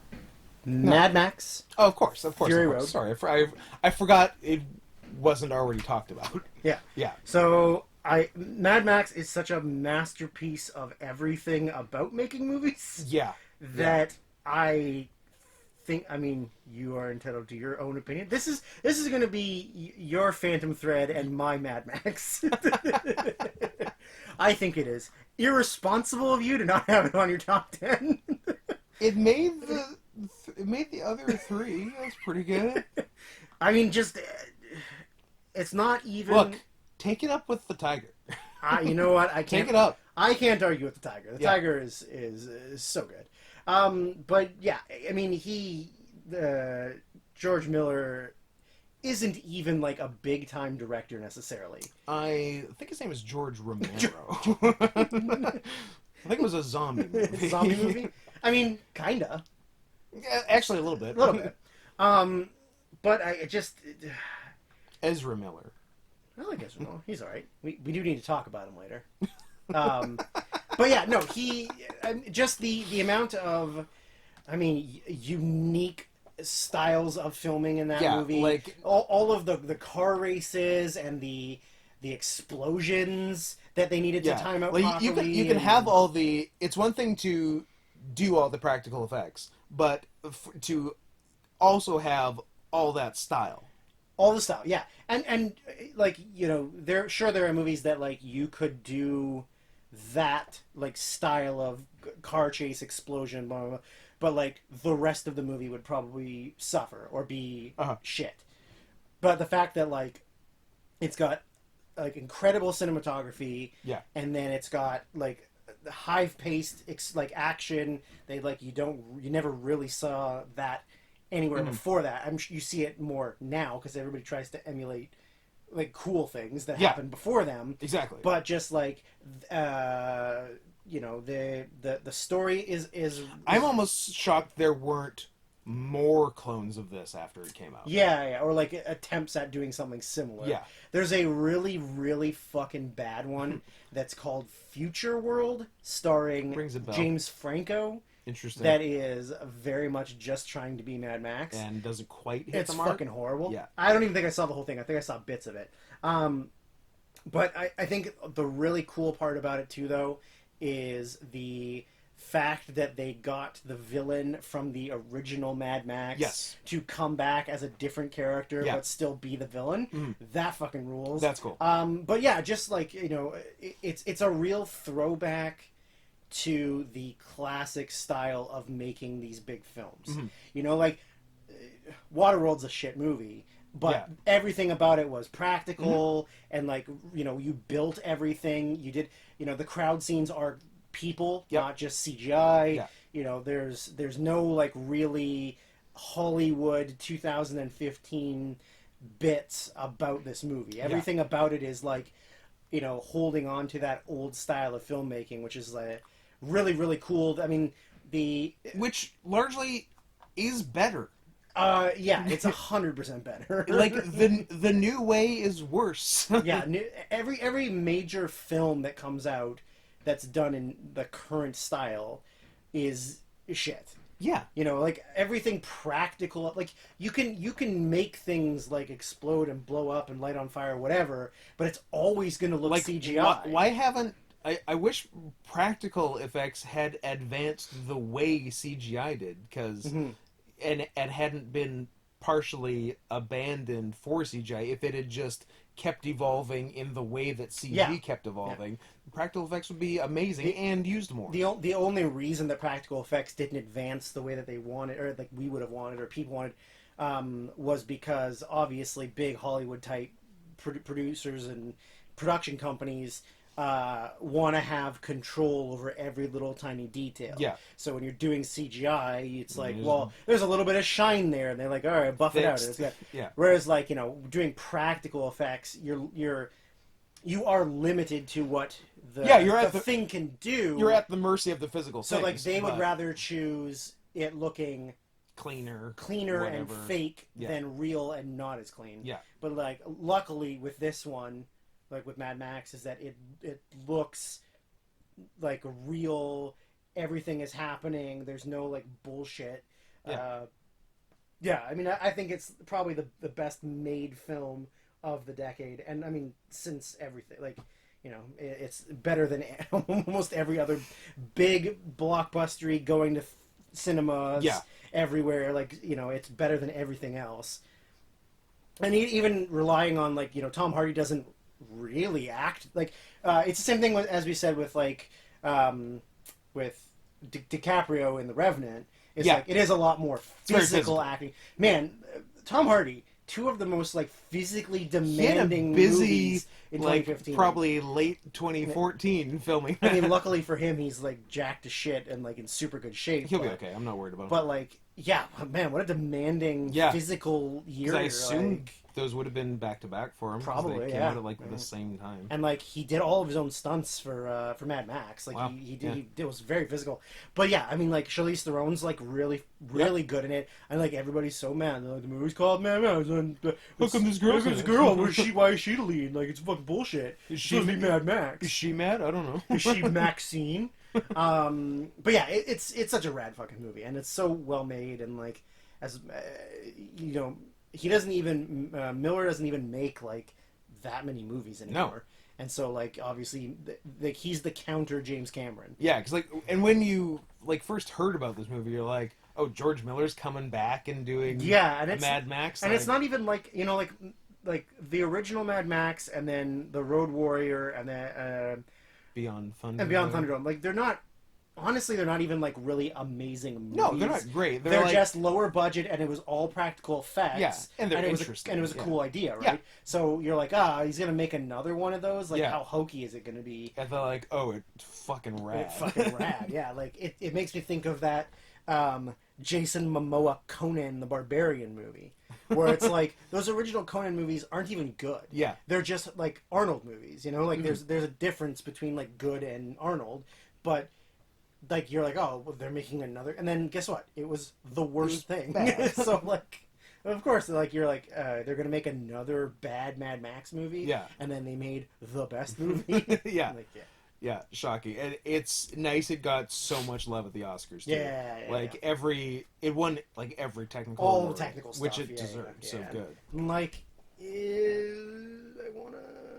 You feel the time that I'm meandering on this. What's your because question? Was it I nominated for Best Picture? Yes. Yeah, I know it was nominated for Best Picture. Yeah. No, I was trying to think who. Tom Hardy played Mad Max. It was Tom Hardy.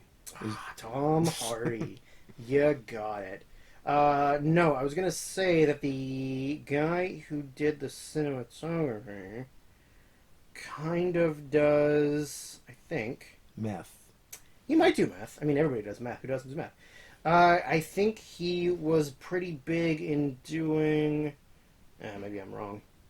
What were you thinking? I thought he was the kind of the guy who did all of the good, like, big practical effect, like, actiony movies. But really, the only one he did was like The Perfect Storm and Poseidon, I guess.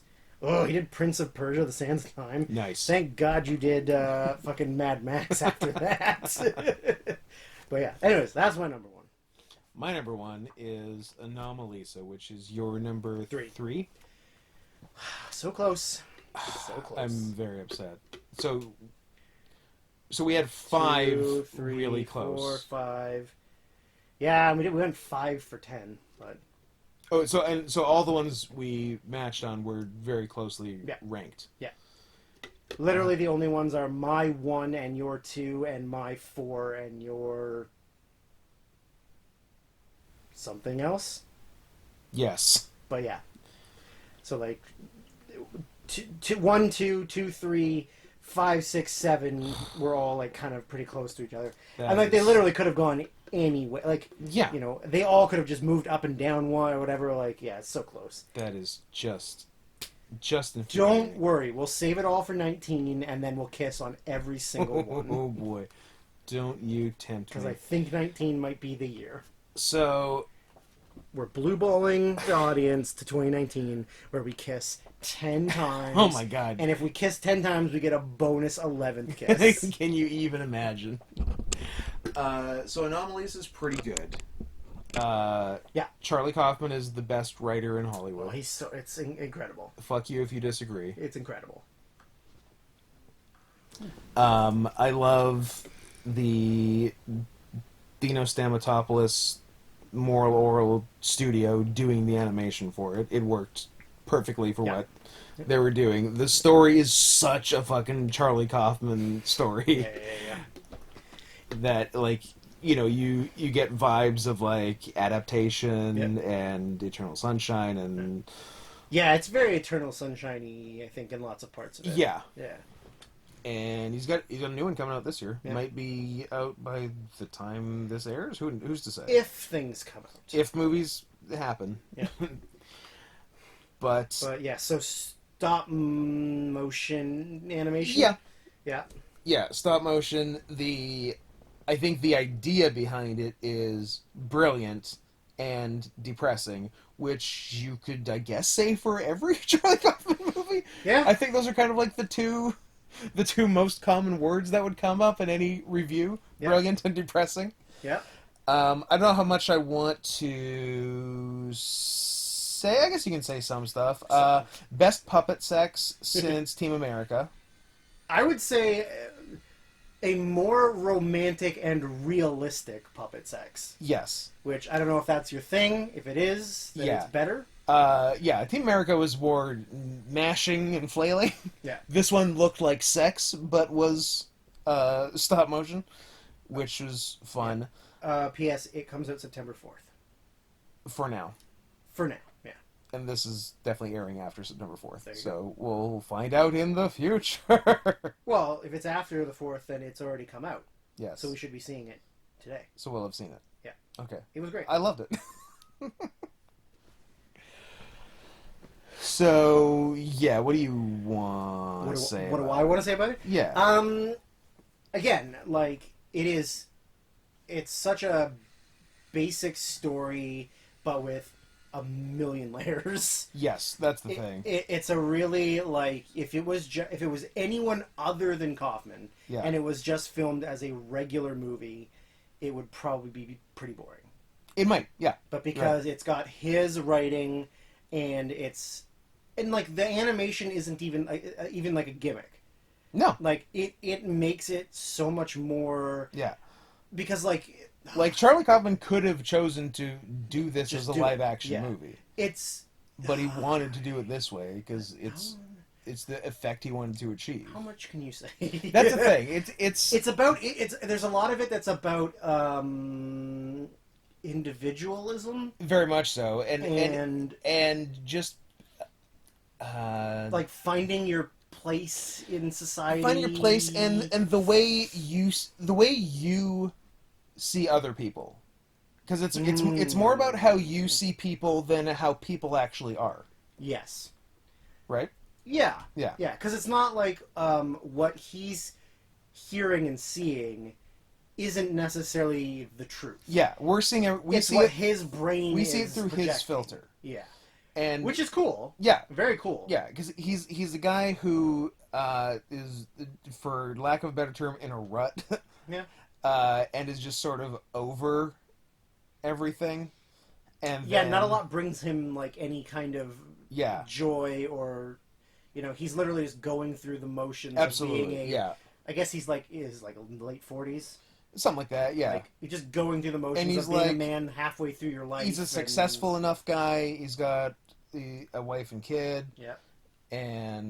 but yeah, just nothing does it for him. Everything is the same. Everything is bland. Yeah. Nothing, Marie Kondo style, sparks joy. And then something does. Yeah. And then it's how it progresses from there. Yeah. I mean, there's also things to look at too of like new things in your life and how you become like hyper focused on that new thing. Yeah. But eventually that new thing It fades. fades away and Yeah. then becomes like Just part of the nothing makes you happy. Yeah. Like because you have something that you really, really Yeah. are now like obsessed with, and then eventually it's like no, it's just like everything. Yeah, else. it is the same as like a kid with a shiny new toy who is so hyped about that shiny new toy, and then in a week it's just one of the just a toys thing. and whatever. Yeah. Doesn't matter. The subtle like turning of Yes. the item. Yeah. That's really cool. I Yeah. like the way that that's portrayed, the way that he like subconsciously realizes Yeah. it, and he's sort of like trying to ignore it. Yeah, and it's like a visual representation of what happens in your head, or in what can happen in your head. Yeah. With the way you view certain people. Yeah. Which is really interesting. It's very interesting. Yeah. It's got so many like, you can sit there or just watch it and think about like so many little details of things that represent something, or Yeah. this helps get you to this conclusion, and it's really it's a really amazing, and like just the way that it's made and put together, like you gotta respect the fact that it takes them forever to put one of those. Oh my god, yeah. Like I don't know if you've ever seen the like behind the scenes stuff of it. I've seen some, yeah. Yeah, like it's the way that it's animated with like faces and like Yeah. the removing pieces and stuff. Like it's crazy. It's so crazy. It's so much work, yeah. And like pretty much any Kaufman movie, definitely worth a couple of watches, because they'll absolutely be details and layers the second and third time you notice that you do not in the first time. Like, I don't think you get everything out of Synecdoche, New York in one watch. Like, I've never seen it. really? No. Oh, wow. I should see it. You should see it. I Yeah. haven't seen it. Yeah, there's a Yeah. lot to it. Or Eternal Sunshine, or whatever. Yeah, I've seen the other ones. Yeah. Yeah. Something that like this I meant to say this earlier, but it does actually apply to this one. Is something that I like about this is going back to the tiger. Yep. What I like a lot about some of those like Korean movies and like some of the foreign language films, and like this also applies for Anomalisa, is that there's no focus on how physically attractive the actors are. It's literally about the story and Yes. the movie. It's not about like Yeah. here's John Hamm and he's dealing with this dumb fucking problem. Yeah. that It's a bad example that a because- guy that's as handsome as John Hamm is also amazing. Well, But- yeah, John Hamm has all four of the most important things to have in Hollywood. Yeah. He's handsome, he's talented, he's funny, and he's and handsome. Exactly. But like, you know, like the thing is like, here's this really beautiful man, Yeah. and he's dealing with this dumb fucking problem Yeah. that a That he would person never as attractive have. as John Hamm Never. would never have to Yeah. deal with. People that look like that don't have problems. Period. Absolutely, you can, and you're like, I'm so out of money, I'm gonna become a model. All right, Yeah. now you're a billionaire. You know, like it goes with like Yeah. like Deepan too, like just going with, you know, like a good actor That's the thing. that isn't The- like a traditionally like handsome or good looking person. Yeah, the actor and their skill and appropriateness for the role should outweigh how pretty they are. Right. You know, like casting Emma Stone as a half Japanese girl because, you know, people think white people are more attractive than Japanese women, which Lucky is a guess. lie. Oh. It's a lie. Sorry, I got it It's wrong. a lie. But yeah, I mean, the characters in this are meant to look like regular, because you can literally animate them to look like whatever you want. You could have made the main guy look like David Thewlis, and he's like, you know, a regular, like, skinny actor guy, right? But it's like, you know, he's frumpy, you know, and like... A lot of frumpiness in the movie. It's about the story. It's not about, you know, being sexually attracted to anyone. That being said, Alicia Vikander naked and Danish Girl Can get it. was the best thing I ever saw.